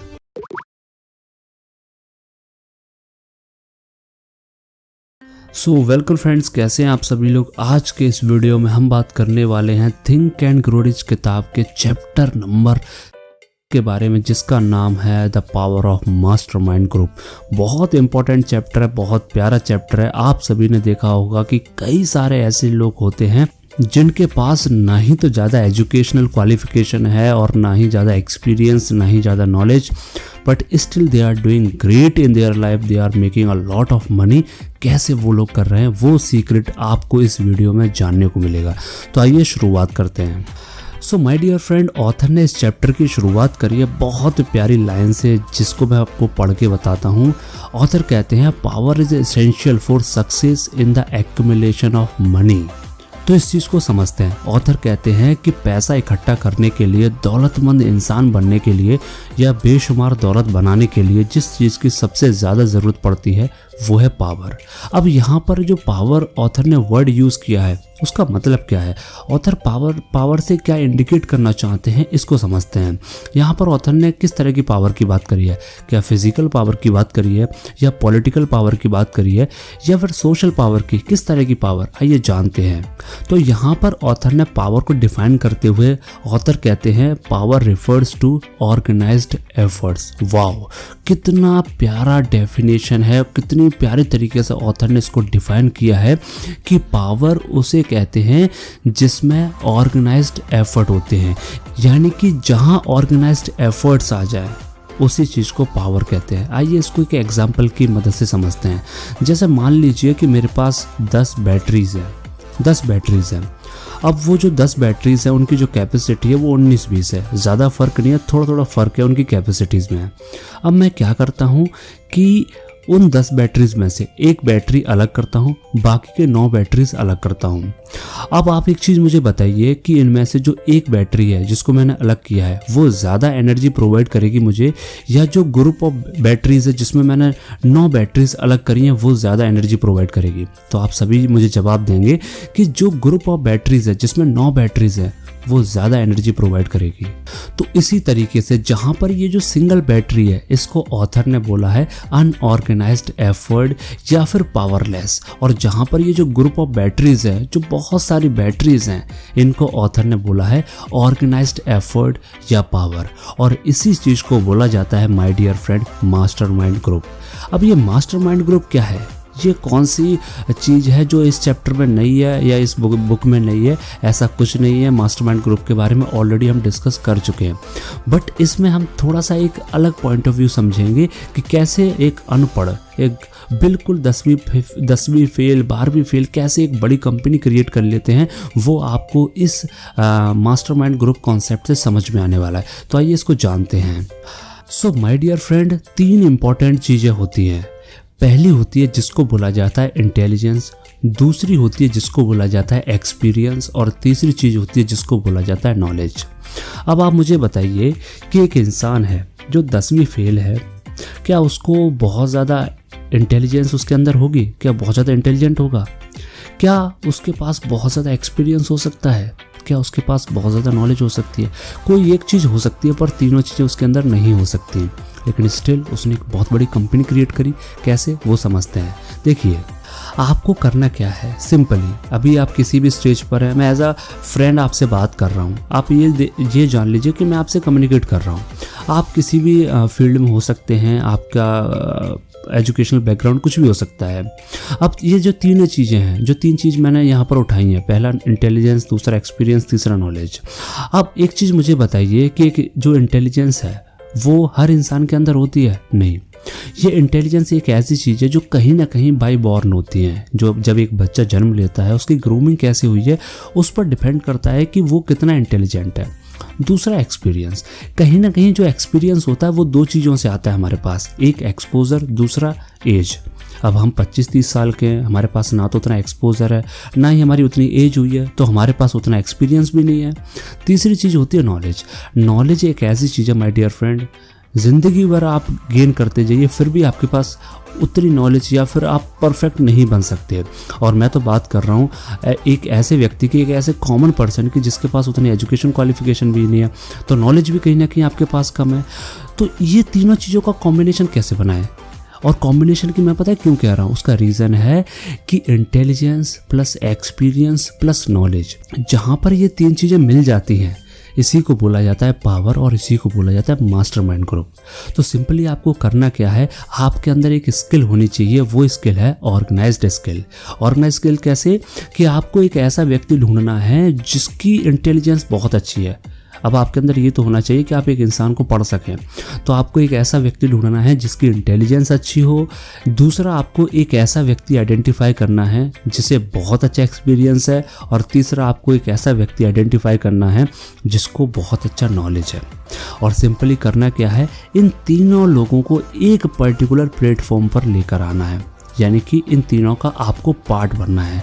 जब आप इन तीनों को एक पर्टिकुलर प्लेटफॉर्म पर लेकर आओगे और इन तीनों का एक प्रॉपर यूटिलाइजेशन करके आप अपने गोल को अचीव करोगे, then you are the person who have mastermind group, you are the person who have the power।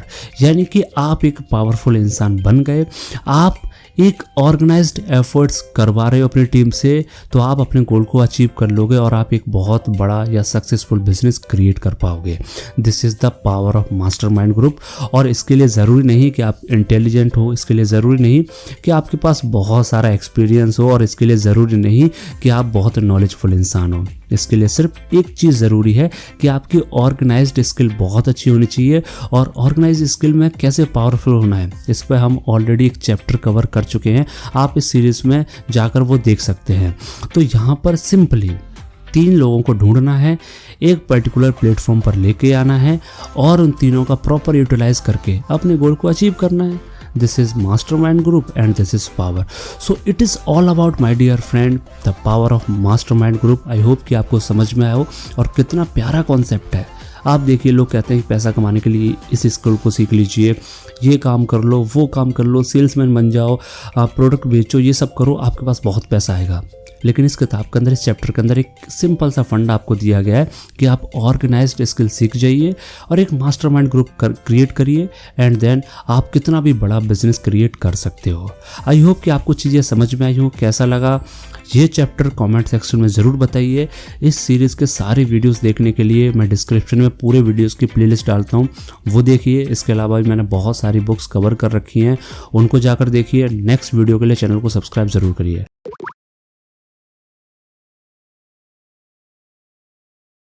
So welcome friends, आप सभी ने एक बात तो सुनी होगी कि हर कामयाब मर्द के पीछे एक औरत का हाथ होता है, और ये बात बहुत हद तक सही है। लेकिन सबसे इम्पॉर्टेंट चीज़ आती है कि आज तक हमें ये समझ ही नहीं आया कि किस वे में किसी इंसान ने इस बात को बोला है कि हर कामयाब मर्द के पीछे एक औरत का हाथ होता है।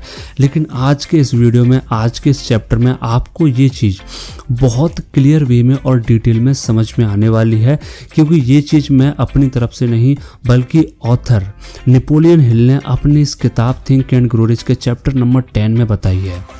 आज हम बात करने वाले हैं, माय डियर फ्रेंड, इस किताब के चैप्टर नंबर 10 के बारे में, जिसका नाम है the mystery of sexual transmutation. बहुत इंपॉर्टेंट चैप्टर है और इतना प्यारा चैप्टर है। आपको इस चैप्टर में ये समझ में आने वाला है कि सेक्स का सक्सेस से क्या संबंध है। अभी तक हमें क्या लगता है कि हमारी सक्सेस के बीच में जो सबसे बड़ा बैरियर होता है वो होता है सेक्स, सेक्सुअल डिज़ायर। लेकिन आज के इस वीडियो में आपको एक नया पर्सपेक्टिव मिलने वाला है कि कैसे सेक्स एक इंसान की सक्सेस का एक बहुत बड़ा इम्पोर्टेंट रोल प्ले करता है, एक बहुत बड़ा इम्पोर्टेंट पार्ट प्ले करता है। दोस्तों, एक बात मैं आपको बताना चाहूँगा, दैट इज़, थोड़ा सा आपको जानकर आश्चर्य लगेगा कि जितने भी महान लोग होते हैं, जितने भी महान ग्रेट पर्सन हुए हैं इस पूरे वर्ल्ड में, इस पूरी हिस्ट्री में, उनके अंदर एक कॉमन चीज़ जो पाई गई है वो है, माय डियर फ्रेंड, कि उनके अंदर बहुत ज़्यादा और बहुत स्ट्रॉन्ग सेक्सुअल डिज़ायर होती है। काफ़ी हद तक आप में से बहुत सारे लोग मेरी इस बात से एग्री नहीं करेंगे, शायद आपको लगता होगा कि ऐसा नहीं है, लेकिन इस वीडियो के ख़त्म होते होते, इस चैप्टर के एंड होते होते आपको इसका एक्चुअल में प्रूफ मिलने वाला है। तो आइए इस चैप्टर की शुरुआत करते हैं। तो माय डियर फ्रेंड, एक बहुत प्यारा सेंटेंस है जो ऑथर ने लिखा है, वहीं से हम शुरुआत करेंगे। ऑथर कहते हैं, a better definition of genius is, यानी कि जो जीनियस वर्ड है, अभी जैसा मैंने आपको बोला जीनियस, जीनियस का एक्चुअल में क्या मतलब होता है, क्या डेफिनेशन होती है, वो ऑथर ने समझाई है। ऑथर कहते हैं, a man who has discovered how to increase the vibrations of thought to the point where he can freely communicate with sources of knowledge not available through the ordinary rate of vibrations of thought। इस चीज़ को समझिए। Author Napoleon Hill जी कहते हैं कि भाई साहब, जो जीनियस की एक्चुअल डेफिनेशन है वो है कि एक इंसान जब ये डिस्कवर्ड कर लेता है कि जो वाइब्रेशंस हैं, जो थॉट्स की वाइब्रेशन है, उनको कैसे इस लेवल पे ले जाया जा सके, उनको कैसे बढ़ाया जा सके और उनको एक ऐसे पॉइंट पर कैसे ले जाया जा सके जहाँ पर उन्हें वो सोर्स ऑफ नॉलेज मिल सके जो उन्हें नॉर्मल वाइब्रेशंस पे नहीं मिलता। अब आप थोड़ा सा कंफ्यूज हो रहे होंगे, तो मैं आपको एक एग्जांपल से समझाता हूँ। जैसे आपने देखा होगा कि एक नॉर्मल इंसान जो होता है, नॉर्मल इन द सेंस कि उसने कोई नशा नहीं किया, बहुत नॉर्मल आदमी है, तो उसका जो दिमाग है किस वे में काम कर रहा है, कितना तेज काम कर रहा है, उसके माइंड के जो वाइब्रेशंस हैं वो नॉर्मल होते हैं। वहीं कंपैरेटिवली उसी इंसान को अगर आप थोड़ा सा कोई नशा दे दीजिए, किसी भी तरह का आप ड्रग दे दीजिए या उसने ड्रिंक कर रखी है, तो आप एक चीज़ नोटिस करेंगे कि उसका कॉन्फिडेंस लेवल बढ़ जाता है या फिर उसका दिमाग थोड़ा सा तेज काम करना शुरू कर देता है। उसके पीछे रीज़न होता है कि कहीं ना कहीं जब एक इंसान कोई ड्रग लेता है या थोड़ा सा नशा करता है तो उसका माइंड ट्रिगर करना स्टार्ट हो जाता है, उसके माइंड स्टिमुलेट करना शुरू हो जाता है, उसके माइंड के जो वाइब्रेशंस है वो बढ़ जाते हैं, जिसकी वजह से उसका कॉन्फिडेंस लेवल बढ़ता है और उसकी थिंकिंग कैपेबिलिटी बढ़ जाती है। और ऐसा है, एक्चुअल में फैक्ट है माय डियर फ्रेंड। तो यहाँ पर ऑथर ने वही समझा है कि जो नॉर्मल माइंड होता है, नॉर्मल वाइब्रेशंस होते हैं, वो उस चीज़ को नहीं सोच पाते जो हाई लेवल के वाइब्रेशन सोच पाते हैं, और जिसके अंदर हाई लेवल ऑफ वाइब्रेशंस होते हैं माय डियर फ्रेंड उसे जीनियस बोला जाता है। अब यहाँ पर मैंने आपको एग्जांपल दिया ड्रिंक का या ड्रग का, बट सिर्फ ड्रिंक और ड्रग से ही वाइब्रेशंस नहीं बढ़ते। यहाँ पर ऑथर ने 10 ऐसे रीजंस बताए हैं जिसकी वजह से आपके माइंड के जो वाइब्रेशंस हैं वो नॉर्मल से काफ़ी ज़्यादा बढ़ जाते हैं, काफ़ी बड़े लेवल पर चले जाते हैं। वो जो 10 वाइब्रेशंस हैं वो आपको लिस्ट दिख रही होगी स्क्रीन पर, मैं हर एक को पढ़कर नहीं बताऊँगा। 10 वाइब्रेशंस आप देखिए, वीडियो को पॉज करिए और इनको पढ़िए। हम वीडियो में आगे बढ़ते हैं और जो फ्रूटफुल चीज़ें उस पर बात करते हैं। अब ऑथर आगे बोलते हैं कि जो सबसे ज़्यादा स्ट्रॉन्ग वाइब्रेशन होता है, यानी कि जो सबसे ज़्यादा स्ट्रॉन्ग स्टिमुली है जिसकी वजह से हमारे थॉट्स की वाइब्रेशन सबसे ज़्यादा बढ़ती है, वो है my dear friend the desire for sex expressions. जी हाँ, सेक्सुअल डिज़ायर एक ऐसी डिज़ायर है जिसकी वजह से हमारे माइंड के जो वाइब्रेशंस हैं वो कंपैरेटिवली अदर डिज़ायर्स के, चाहे वो आपके अल्कोहलिक हो, नार्कोटिक्स हो, फियर हो या किसी भी तरह के डिज़ायर हो, उसके कंपैरेटिवली जिससे सबसे ज़्यादा माइंड के वाइब्रेशंस हाई होते हैं वो है सेक्सुअल डिज़ायर। अब यहाँ पर थोड़ा सा ना इंटरेस्ट आने वाला है आपको, यहाँ से अब चीज़ें आपको और क्लियर होने वाली हैं। अब यहाँ पर सेक्सुअल डिज़ायर ऑथर ने बता दिया कि जिसकी वजह से माइंड के वाइब्रेशंस बढ़ते हैं, पर ऑथर कह रहे हैं कि जब इंसान के माइंड के वाइब्रेशंस बढ़ते हैं तो उसके अंदर क्रिएटिविटी, उसके अंदर एक्साइटमेंट, उसके अंदर इंथुजियाज्म या उसकी क्रिएटिव इमेजिनेशन, इंटेंस डिज़ायर, ये सब बढ़ जाती है और सक्सेसफुल होने के लिए इन सब की ज़रूरत होती है। पर यहाँ पर क्या सिर्फ सेक्सुअल डिज़ायर्स होना आपको सक्सेस दिला देता है? नहीं। तो यहाँ पर एक वर्ड बीच में आता है जो ऑथर ने इंट्रोड्यूस किया है, दैट इज सेक्सुअल ट्रांसमुटेशन, या फिर हम बोल सकते हैं सेक्स ट्रांसमुटेशन। अब ये सेक्स ट्रांसमुटेशन क्या है? देखिए, ट्रांसमुटेशन वर्ड जो है इसका मतलब क्या होता है? इसका मतलब होता है एक फॉर्म ऑफ एनर्जी से किसी भी चीज़ को दूसरे फॉर्म ऑफ एनर्जी में कन्वर्ट करना, इसको बोला जाता है ट्रांसमुटेशन। और सेक्स ट्रांसमुटेशन का मतलब होता है कि सेक्स को एक फॉर्म ऑफ एनर्जी से किसी दूसरे फॉर्म ऑफ एनर्जी में कन्वर्ट करना। अब यहाँ पर कैसे इस चीज़ को समझते हैं? देखिए, हम एक नॉर्मल वे में जब सेक्स के बारे में सोचते हैं या सेक्सुअल डिज़ायर के बारे में सोचते हैं तो हमें जो सबसे पहली चीज़ हमारे माइंड में आती है वो है फिजिकल अट्रैक्शन। कभी भी आपके माइंड में सेक्स से रिलेटेड कोई भी चीज़ आती है तो आपके माइंड में क्या चीज़ आती है? Physical touch, physical attraction. ये एक नॉर्मल सेक्सुअल डिज़ायर हुई। लेकिन जब इसी सेक्सुअल डिज़ायर में या फिर यही सेक्सुअल डिज़ायर जब कन्वर्ट हो जाती है इमोशंस ऑफ लव में, यानी कि अभी तक आपके लिए सेक्स का मतलब सिर्फ फिजिकल होना था, लेकिन जब ये इमोशंस ऑफ लव में कन्वर्ट हो जाती है तो इसको बोला जाता है सेक्स ट्रांसमुटेशन। और जब आपके साथ या फिर आप सेक्स ट्रांसमुटेशन सीख जाते हो तब आपके लिए जो सेक्सुअल डिज़ायर है वो आपके लिए सक्सेस का काम करना स्टार्ट कर देती है। कैसे? इसको एक एग्जांपल की मदद से समझते हैं। आप सभी ने एक चीज़ देखी होगी कि शाहजहां ने ताजमहल बनवाया। किसके लिए बनवाया? मुमताज़ के लिए। अब आप मुझे बताइए, अगर शाहजहां का सिर्फ और सिर्फ मुमताज़ के लिए सेक्सुअल अट्रैक्शन होता, फिजिकल अट्रैक्शन होता, तो क्या मुमताज़ के लिए वो ताजमहल बनाते? नहीं। शाहजहां के अंदर कहीं ना कहीं मुमताज़ के लिए सिर्फ और सिर्फ फिजिकल अट्रैक्शन नहीं था, बल्कि उनके अंदर मुमताज़ के लिए इमोशंस ऑफ लव थे, जिसकी वजह से उन्होंने मुमताज़ के लिए ताजमहल बनाया, जो कि 7 वंडर्स में से एक है और दुनिया में दूसरा ताजमहल नहीं बना। यानी कि आपने देखा एक इंसान ने एक विमेन के लिए किस हद तक चला गया, यानी कि उसने कितना बड़ा इन्वेंशन कर दिया। आप किसी भी इंसान को उठाकर देख लीजिए, अगर उसने अपनी लाइफ में कुछ भी किया है तो वो कहीं ना कहीं उसके पीछे किसी लेडी का हाथ ज़रूर रहा है। तो ये चीज़ आपको समझनी है कि अगर आप सिर्फ फिज़िकल अट्रैक्शन की तरफ जाओगे, सेक्स को सिर्फ फिज़िकल लेवल पर लेकर रखोगे, आप सिर्फ फिज़िकली उसको ध्यान में रखोगे, तो आप कभी भी सक्सेस अचीव कर ही नहीं पाओगे। लेकिन अगर आपने उसमें इमोशंस डाल दिए, उसमें लव डाल दिया, लव और इमोशंस का तड़का जब आप सेक्स लाइफ में डाल देते हो ना, तो आप सक्सेस की तरफ बढ़ना शुरू कर देते हो। तो माय डियर फ्रेंड, इस चैप्टर को इसी वे में ऑथर ने समझाया है और इसको आपको समझना है कि दिमाग के जो वाइब्रेशंस हैं, हमारे माइंड के जो नॉर्मल वाइब्रेशंस हैं, अगर आपको सक्सेस पानी है, आपको एक्साइटमेंट अपने अंदर लेकर आना है, आपको इंथुजियाज्म लेकर आना है, तो आपको अपने माइंड के वाइब्रेशंस को बढ़ाना पड़ेगा। और मैं आपको बता रहा हूँ, हर किसी के अंदर सेक्सुअल डिज़ायर होती है, बशर्ते है कि जो इंसान इस सेक्स डिज़ायर को सेक्स ट्रांसम्यूट कर लेता है, यानी कि एक फॉर्म ऑफ सेक्स से दूसरे फॉर्म ऑफ सेक्स में, दूसरे फॉर्म ऑफ एनर्जी में कन्वर्ट कर लेता है, वो सक्सेस अचीव कर लेता है। और बाकी के एक छोटे लेवल पर चीप हरकतें करते करते या फिर गलत काम कर करके अपने कैरेक्टर को ख़त्म कर लेते हैं और अपनी लाइफ को ख़त्म कर लेते हैं। सो माय डियर फ्रेंड, इस चैप्टर का एक्चुअल में मतलब आपको समझ में आया होगा। कैसा लगा ये चैप्टर मुझे कमेंट सेक्शन में बताइए। अब मैं आपसे ये नहीं बोलूँगा कि मैं आपको सारी चीज़ें एक्चुअल में समझा चुका हूँ, बट स्टिल मुझे जहाँ तक लगता है कि इस चैप्टर को मैंने आपको जितना हो सकता है उतना आसान तरीके से समझाया है। और अगर आप वीडियो यहाँ तक देख रहे हो, लास्ट तक पहुँच चुके हो, it means you are serious for this book. And उम्मीद करता हूँ कि आपको बहुत कुछ सीखने को मिला होगा। चैनल को सब्सक्राइब करिए, सारी पुरानी वीडियोस को देखिए, प्लेलिस्ट आपको डिस्क्रिप्शन में मिल जाएगी। मिलते हैं अगली वीडियो में, तब तक के लिए आप सभी का बहुत बहुत धन्यवाद।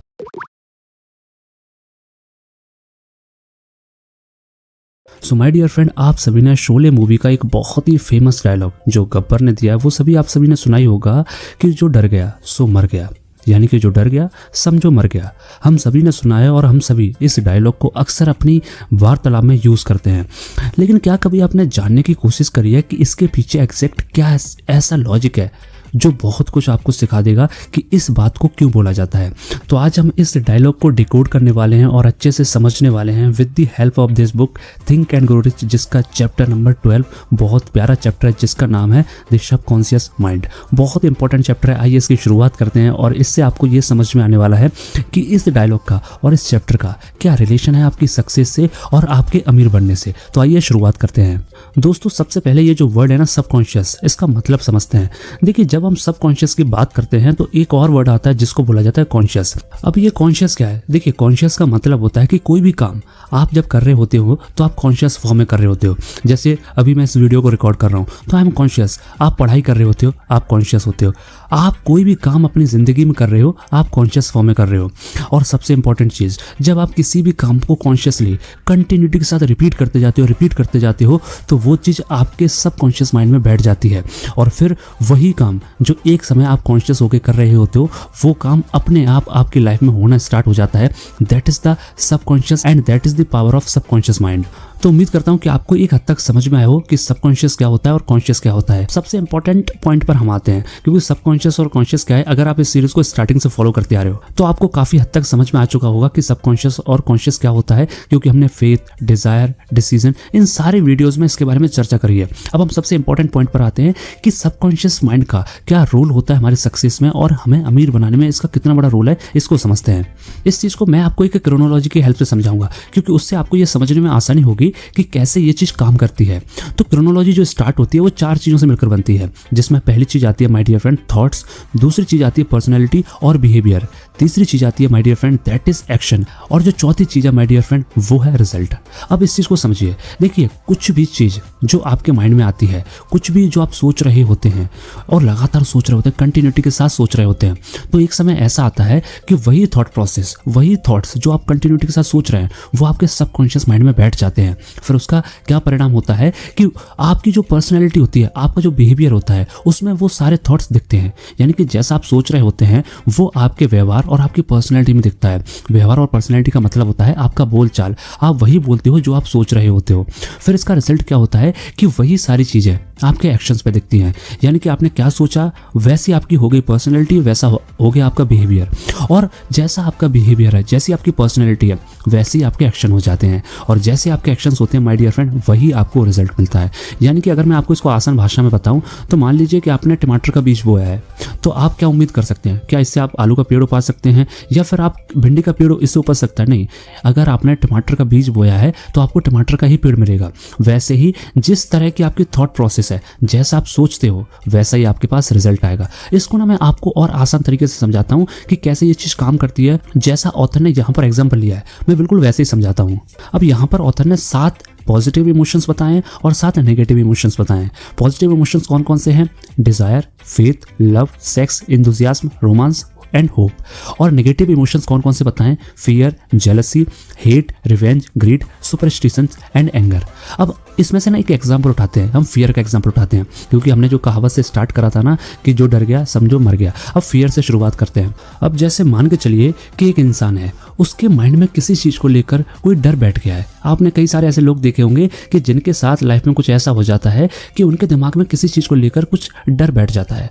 तो आप एक चीज़ नोटिस करना कि जिस इंसान के माइंड में किसी चीज़ को लेकर कोई डर बैठ जाता है और वो कंटिन्यूसली डर को अपने माइंड में पनपने देता है, यानी कि उसको लंबे समय तक सोचता रहता है, उसके उसी डर के बारे में लंबे समय तक सोचता रहता है, तो एक समय ऐसा आता है कि उसकी जो पर्सनैलिटी होती है, उसका बिहेवियर होता है, यानी कि उसके बात करने का तरीका, उसके चलने का तरीका, उसके बैठने का तरीका, उन सारी चीज़ों में उसका वो डर दिखता है जो उसके थॉट्स में है, उसके माइंड में है।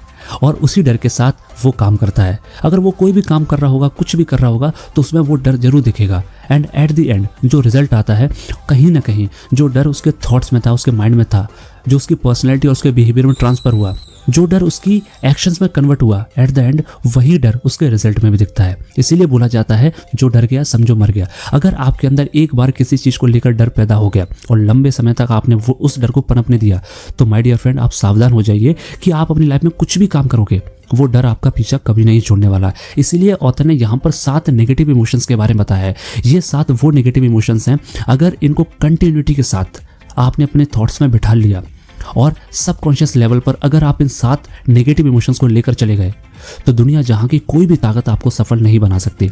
दुनिया जहां का कोई भी फॉर्मूला, कितनी भी मेहनत कर लीजिए, आप सक्सेसफुल बन ही नहीं सकते अगर ये 7 तरह के नेगेटिव इमोशंस आपके सबकॉन्शियस लेवल तक चले गए। इसीलिए ऑथर ने 7 पॉजिटिव इमोशंस के बारे में बताया है। Desire, faith, love, sex, enthusiasm, romance, hope. अब जरा सोच कर देखिए कि ये जो 7 पॉजिटिव इमोशंस हैं, अगर इनको आप अपने सबकॉन्शियस माइंड में बिठालते हो, अगर इनको आप अपने थॉट्स में बिठालते हो, तो एक ऐसा टाइम आएगा माय डियर फ्रेंड जहां पर आपके जो एक्शंस होंगे, आपका जो व्यवहार होगा, आपकी जो पर्सनैलिटी होगी, उन सब में ये 7 पॉजिटिव इमोशंस दिखेंगे। तो आपका ऑब्वियस सी बात है, जो आपका रिजल्ट होगा वो भी कहीं ना कहीं इन 7 पॉजिटिव इमोशंस के आसपास होगा। इसीलिए माय डियर फ्रेंड, जो बिजनेस करना होता है वो बहुत डिफिकल्ट काम होता है। अगर आप एक बिजनेस करना चाहते हैं, क्योंकि देखिए अगर आपको अमीर बनना है, पैसा कमाना है, तो आपको बिजनेस करना ही पड़ेगा। लेकिन अगर आप बिजनेस करने जा रहे हो विद दीज 7 नेगेटिव इमोशंस, आप कभी कर ही नहीं पाओगे। इसीलिए बोला जाता है आप ज़्यादा कुछ करें या ना करें, आप सुबह उठकर जो ये 7 पॉजिटिव इमोशंस है, सिर्फ इनको एक बार पढ़ लीजिए। आप देखिए इसका रिजल्ट ऐसा आपको दिखेगा कि आपकी हर एक चीज़ में ये पॉजिटिविटी झलकेगी। अब यहाँ पर 7 जो इमोशंस बताए गए पॉजिटिव इमोशंस, तो यहाँ पर एक इमोशन बताया गया that is sex. Please don't take it as a physical level, क्योंकि जब भी सेक्स की बात आती है हमारा माइंड फिजिकलिटी पर चला जाता है। यहाँ पर सेक्स का मतलब बताया गया है कि जो आपकी डिजायर होती है उसको आप इमोशंस ऑफ लव में कन्वर्ट कर दें। जिस इंसान ने अपनी सेक्सुअल डिजायर को ट्रांसम्यूट कर दिया इमोशंस ऑफ लव में, वो एक बहुत ग्रेट पर्सन बन जाता है। और ऐसा हमने अपने लास्ट चैप्टर में डिस्कस भी किया है। तो ये 7 ऐसे पॉजिटिव इमोशंस हैं, अगर आपने अपने सबकॉन्शियस लेवल पर बिठा लिए, आपने अपने सबकॉन्शियस माइंड में इन 7 चीज़ों को बिठा लिया, तो आप अपनी ज़िंदगी में जितना चाहें उतनी सक्सेस पा सकते हैं, जितना चाहें उतना पैसा कमा सकते हैं। तो आई होप कि आपको चीज़ें समझ में आई हो। कैसा लगा वीडियो कमेंट सेक्शन में ज़रूर बताइए। मिलते हैं अगली वीडियो में, तब तक के लिए आप सभी का बहुत बहुत धन्यवाद।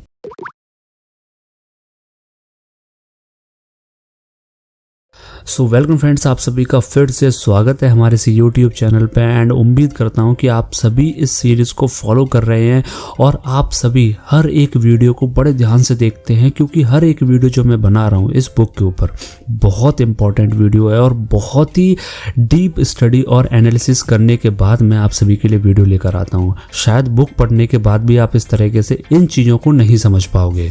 तो आज के इस वीडियो में हम बात करने वाले हैं थिंक एंड ग्रो रिच जो बुक है इसके लास्ट 2 चैप्टर्स के बारे में। दोनों ही चैप्टर को हम इस एक वीडियो में कवर करेंगे।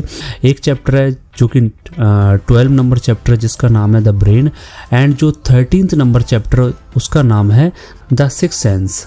बहुत इंपॉर्टेंट दोनों ही चैप्टर हैं और सबसे इम्पॉर्टेंट चीज़ ऑथर को इस चीज़ के लिए मैं बहुत ही ज़्यादा धन्यवाद देता हूँ कि जो सबसे इम्पॉर्टेंट चीज़ है वो ऑथर ने लास्ट में रखी है। कि अगर आप बुक भी पढ़ते हो या मेरे वीडियोस भी देखते हो, तो अगर आप पूरा वीडियोस देख रहे हो, पूरे वीडियोस को फॉलो कर रहे हो या पूरी बुक को पढ़ रहे हो, तभी आप एक्चुअल में इसका जो लर्निंग है और जो क्रक्स है वो लेकर जा पाओगे। तो ये शुरुआत करते हैं चैप्टर नंबर 12 की, जिसका नाम है द ब्रेन। अब माय डियर फ्रेंड, ये जो चैप्टर है द ब्रेन, बड़ा शॉर्ट में मैं आपको समझाने की कोशिश करूँगा। ये जो ब्रेन है वो उसको as a centre point author ने कंसिडर किया है। अब देखिए, ब्रेन की अलग अलग डेफिनेशन हो सकती है।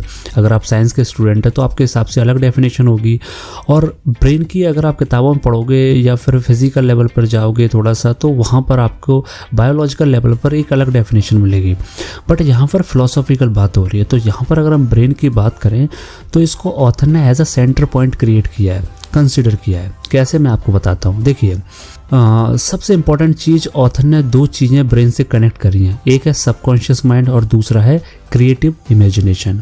अब इन दोनों चीज़ों का कैसे रिलेशन है ब्रेन से वो मैं आपको समझाता हूँ। देखिए, यहाँ पर ऑथर ने सबकॉन्शियस माइंड को बोला है sending station of the thought, और क्रिएटिव इमेजिनेशन को बोला है receiving station of the thought. कैसे, मैं आपको बताता हूँ। देखिए, जैसा हमने लास्ट चैप्टर में डिस्कस किया था कि जिन चीज़ों के बारे में आप लगातार सोचते हो या जिस तरह की एक्टिविटीज़ आप कंटिन्यूटी के साथ करते जाते हो, जैसे आप दिन भर प्रैक्टिस कर रहे हो, जिन चीज़ों के बारे में आप सोच रहे हो, जैसा काम कर रहे हो, लगातार कर रहे हो, तो वो चीज़ें क्या होती हैं, आपके सबकॉन्शियस लेवल पर चली जाती हैं। यानी कि वो सारी चीज़ें आपके सबकॉन्शियस माइंड में बैठ जाती हैं।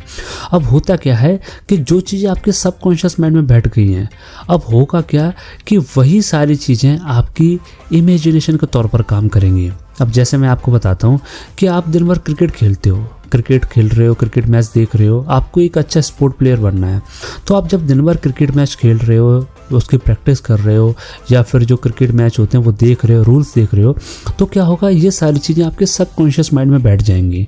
अब इससे क्या होगा कि जो चीज़ें आपके सबकॉन्शियस माइंड में बैठती हैं वो सीधा ट्रांसफ़र कर दी जाती हैं आपकी क्रिएटिव इमेजिनेशन की ओर। यानी कि अब आप जो सोचोगे, जो आप नए आइडियाज़ लेकर आओगे, अब जो आप क्रिएटिविटी यूज़ करोगे, वो आप फुटबॉल के लिए तो कर नहीं सकते, आप क्रिकेट के लिए करोगे। तो इस तरीके से जो सबकॉन्शियस माइंड है उसको बोला गया है सेंडिंग स्टेशन।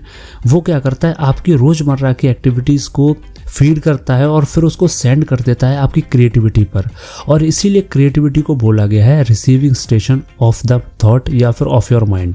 तो इसलिए माय डियर फ्रेंड, जो चीज़ें आप सोच रहे हो, जो चीज़ आप क्रिएटिविटी के तौर पर सोच रहे हो, जो आपके माइंड में नए नए आइडियाज़ आ रहे हैं, वो सारे आइडियाज़ उसी चीज़ के बेसिस पर आते हैं जिनकी आप प्रैक्टिस करते हो, जो आपके सबकॉन्शियस लेवल पर बैठ चुके हैं। इसीलिए इस चीज़ का ख्याल बिल्कुल आप दिमाग में बैठा कर रखिए कि आप दिन भर किन चीज़ों के बारे में सोच रहे हो, किन के साथ बैठ रहे हो, किस तरह की चीज़ों की प्रैक्टिस कर रहे हो। क्योंकि आप जैसी चीज़ों की प्रैक्टिस करोगे, जिन चीज़ों को आप बार बार रिपीट करोगे, एट द एंड उन्हीं चीज़ों को लेकर आपके माइंड में विचार आने वाले हैं, उन्हीं चीज़ों को लेकर आपके माइंड में अच्छे अच्छे आइडियाज़ आने वाले हैं। अगर ऑब्वियस ही बात है, आपने क्राइम्स वगैरह देखे होंगे, तो जो क्रिमिनल्स होते हैं उनके पास बहुत अच्छी अच्छी स्ट्रैटेजीज होती हैं। वो कहाँ से आती हैं, कहीं ना कहीं वो उस चीज़ को प्रैक्टिस कर रहे हैं। तो जो प्रैक्टिस कर रहे हैं वो उनके सबकॉन्शियस लेवल पर जा रहा है, और जो सबकॉन्शियस लेवल पर जा रहा है उसी चीज़ से रिलेटेड उनके माइंड में कुछ क्रिएटिव आइडियाज़ आ रहे हैं। तो इसलिए अमीर बनने के लिए, पैसा कमाने के लिए ये बहुत मैटर करता है कि आप अपने सबकॉन्शियस माइंड में किस तरह की चीज़ों को डाल रहे हो। और जहाँ पर इन दोनों को एक जगह पर रखा जाता है, जिन चीज़ों से कनेक्ट किया जाता है, उसको ब्रेन बोला गया है। So this is the definition of brain, और ये इंपॉर्टेंस है ब्रेन की हमारे माइंड में ऑथर नेपोलियन हिल के द्वारा। अब हम बात करते हैं my dear friend next chapter की, जिसका नाम है द सिक्स्थ सेंस। बहुत इंपॉर्टेंट चैप्टर है, बहुत प्यारी चीज़ें इन्होंने बताई है, छोटे से चैप्टर के अंदर बहुत गहरी चीज़ बताई है। अब देखिए, नॉर्मली हमारे 5 सेंसेस होते हैं। कौन कौन से आपको पता है? पहला सेंस है सुनना, यानी कि हमारे कान, ठीक है, जिनके थ्रू हम सुनते हैं। दूसरा सेंस होता है हमारी नाक, जिसे हम नोज़ बोलते हैं, उससे हम स्मेल करते हैं। तीसरा सेंस होता है माय डियर फ्रेंड हमारी जीभ, टंग, उससे हम टेस्ट करते हैं। चौथा सेंस होता है माय डियर फ्रेंड आँखें, जिनसे हम देखते हैं। एंड जो 5th सेंस होता है वो है टच, यानी कि जो हमारी बॉडी है, जिससे हम चीज़ों को टच करते हैं। तो इस तरीके से हमारे 5 सेंसेस होते हैं। अब एक तरह से नॉर्मली अगर मैं बात करूं, एक नॉर्मल इंसान के अंदर ये 5 सेंसेस पाए जाते हैं। अब यहाँ पर ऑथर ने 6th सेंस की बात करी है। 6th सेंस का मतलब क्या होता है? 6th सेंस का मतलब होता है अगर किसी भी इंसान के अंदर 6th सेंस है, इट मीन्स वो उस नॉलेज तक पहुँच चुका है, वो उस सोर्स ऑफ नॉलेज तक पहुँच चुका है जिस सोर्स ऑफ नॉलेज तक आप इन 5 सेंसेस की हेल्प से नहीं पहुँच पाते। यानी कि कहीं ना कहीं वो सोर्स ऑफ नॉलेज बियॉन्ड होता है इन 5 सेंसेस से। और ये जो 6th सेंस होता है वो किसके अंदर डेवलप होता है? जिसके जो थॉट्स के वाइब्रेशंस होते हैं वो नॉर्मल थॉट्स से ज़्यादा हों, उसके अंदर 6th सेंस डेवलप होता है। अब ये जो 6th सेंस होता है उसको कौन सी 2 चीज़ें हैं जो रोकती हैं डेवलप होने से? क्योंकि देखिए, अगर आपके अंदर 6th सेंस नहीं है तो मान लीजिए कि आप बिजनेस नहीं कर पाओगे, आप लाइफ में आगे नहीं बढ़ पाओगे। और जो 2 चीज़ें होती हैं जिनकी वजह से 6th सेंस डेवलप नहीं हो पाता है वो है माय डियर फ्रेंड, एक है डाउट और दूसरा फियर। कैसे, मैं आपको बताता हूँ। देखिए, एक एग्जांपल लेते हैं। आप सभी ने देखा होगा, एक जो एग्जांपल मैंने इससे पहले लास्ट वीडियो में लिया था वही सेम एग्जांपल लेता हूँ। सपोज करते हैं कि आप एक रनर हो, आप दौड़ते हो, आप पैशनेट हो दौड़ने के लिए, आप एक अच्छे रनर हो।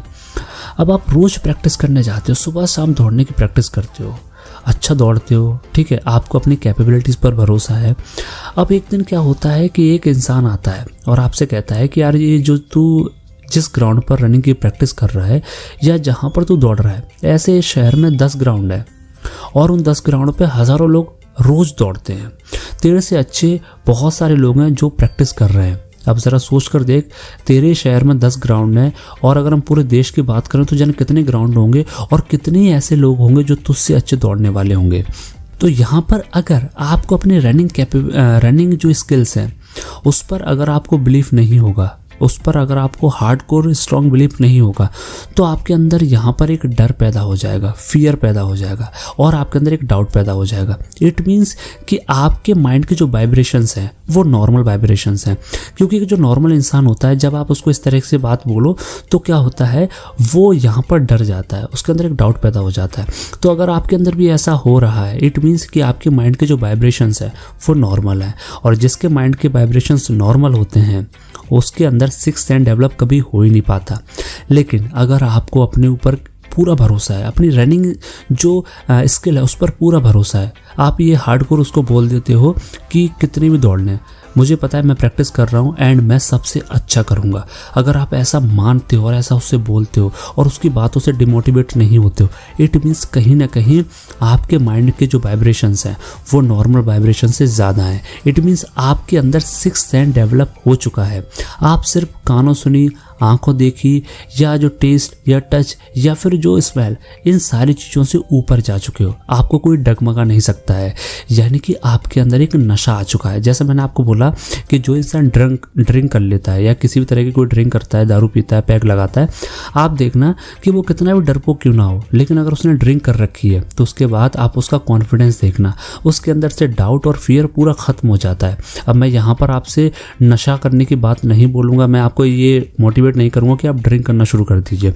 मैं यहाँ पर आपसे बोल रहा हूँ कि जो चीज़ आप लाइफ में अचीव करना चाहते हो, कुछ भी गोल हो सकता है आपकी लाइफ का, उस चीज़ का आपके अंदर नशा होना चाहिए। किसी भी चीज़, कोई भी चीज़ हो सकती है, जब आप के अंदर उस पर्टिकुलर चीज़ को लेकर नशा होता है ना, तो आपके माइंड के वाइब्रेशंस नॉर्मल माइंड से ज़्यादा होते हैं। और जिस इंसान के माइंड के वाइब्रेशंस ज़्यादा होते हैं, समझ लीजिए उसके अंदर 6th सेंस डेवलप हो चुका है और वो इंसान कभी भी डाउटफुल और फियरफुल हो ही नहीं सकता। आप इजीली अपनी लाइफ में सक्सेसफुल हो जाते हैं। सो माय डियर फ्रेंड, ये सारी चीज़ें थी 6th सेंस के बारे में। और कितनी इंपॉर्टेंट चीज़ है, आप खुद सोच सकते हैं कि ऐसा आपकी लाइफ में न जाने कितनी बार होता है आपके आस पड़ोस का आदमी कोई भी आकर बोल जाता है यार ये जो तू कर रहा है ना नहीं कर पाएगा, बहुत सारे आए और गए। लेकिन अगर आपके माइंड के वाइब्रेशंस नॉर्मल है, अगर आपके अंदर उस काम को लेकर नशा नहीं है, तो आप डगमगा जाओगे, आपके अंदर एक डाउट और फियर पैदा हो जाएगा। और जैसे डाउट और फियर पैदा होता है आपका सिक्स्थ सेंस डेवलप हो ही नहीं पाएगा। सिक्स्थ सेंस का डेवलप होना बहुत ज़रूरी है माय डियर फ्रेंड, अगर आप लाइफ में सक्सेसफुल होना चाहते हैं। So my dear friend, it is all about brain और सिक्स्थ सेंस, और ये कहीं ना कहीं एक दूसरे से कोरिलेट करते हैं। देखिए, जैसा मैंने ब्रेन वाले चैप्टर में अभी जस्ट डिस्कस किया कि आप किन चीज़ों की प्रैक्टिस कर रहे हो, किन चीज़ों के बारे में सोच रहे हो, वो आपके सबकॉन्शियस लेवल पर बैठते हैं। और जो चीज़ें आपके सबकॉन्शियस माइंड में बैठ चुकी हैं, कहीं ना कहीं उन्हीं चीज़ों को लेकर आपके माइंड में क्रिएटिव आइडियाज़ आते हैं। और जिन चीज़ों को लेकर आपके माइंड में क्रिएटिव आइडियाज़ आते हैं, वैसा ही आपकी पर्सनैलिटी होती है, वैसा ही आपका बिहेवियर होता है, और फिर एट द एंड रिजल्ट भी वैसा ही होता है। तो अगर आप चाहते हैं कि आपका रिजल्ट अच्छा हो, अगर आप चाहते हैं कि आप अपनी लाइफ में बहुत सारा पैसा कमा सकें, अमीर बन सकें, और अगर आप चाहते हैं कि आपकी लाइफ में आपको सक्सेस मिले, तो इस चीज़ का ख्याल ज़रूर रखें कि आपका सोर्स ऑफ आइडियाज़ कैसा है, और आपका सिक्स्थ सेंस का डेवलप होना बहुत ज़रूरी है। So my dear friend, it is all about these 2 chapters, और यहाँ पर हम इस बुक को ख़त्म करते हैं। कंप्लीट बुक को मैंने पूरा डिटेल से कवर कर रखा है। अगर आप इन चैप्टर्स पर नए आए हो तो प्लीज़ पूरी प्लेलिस्ट बनी हुई है, जाकर देखिए। इसके पहले भी हम rich dad poor dad and the psychology of money को कवर कर चुके हैं, उनको देखिए। और नेक्स्ट किस बुक पर आप इस तरीके से डिटेल में चैप्टर बाय चैप्टर एनालिसिस चाहते हैं, कमेंट सेक्शन में डालिए, हम उस पर लेकर आएंगे। मिलते हैं नेक्स्ट बुक के साथ, तब तक के लिए आप सभी का बहुत बहुत धन्यवाद।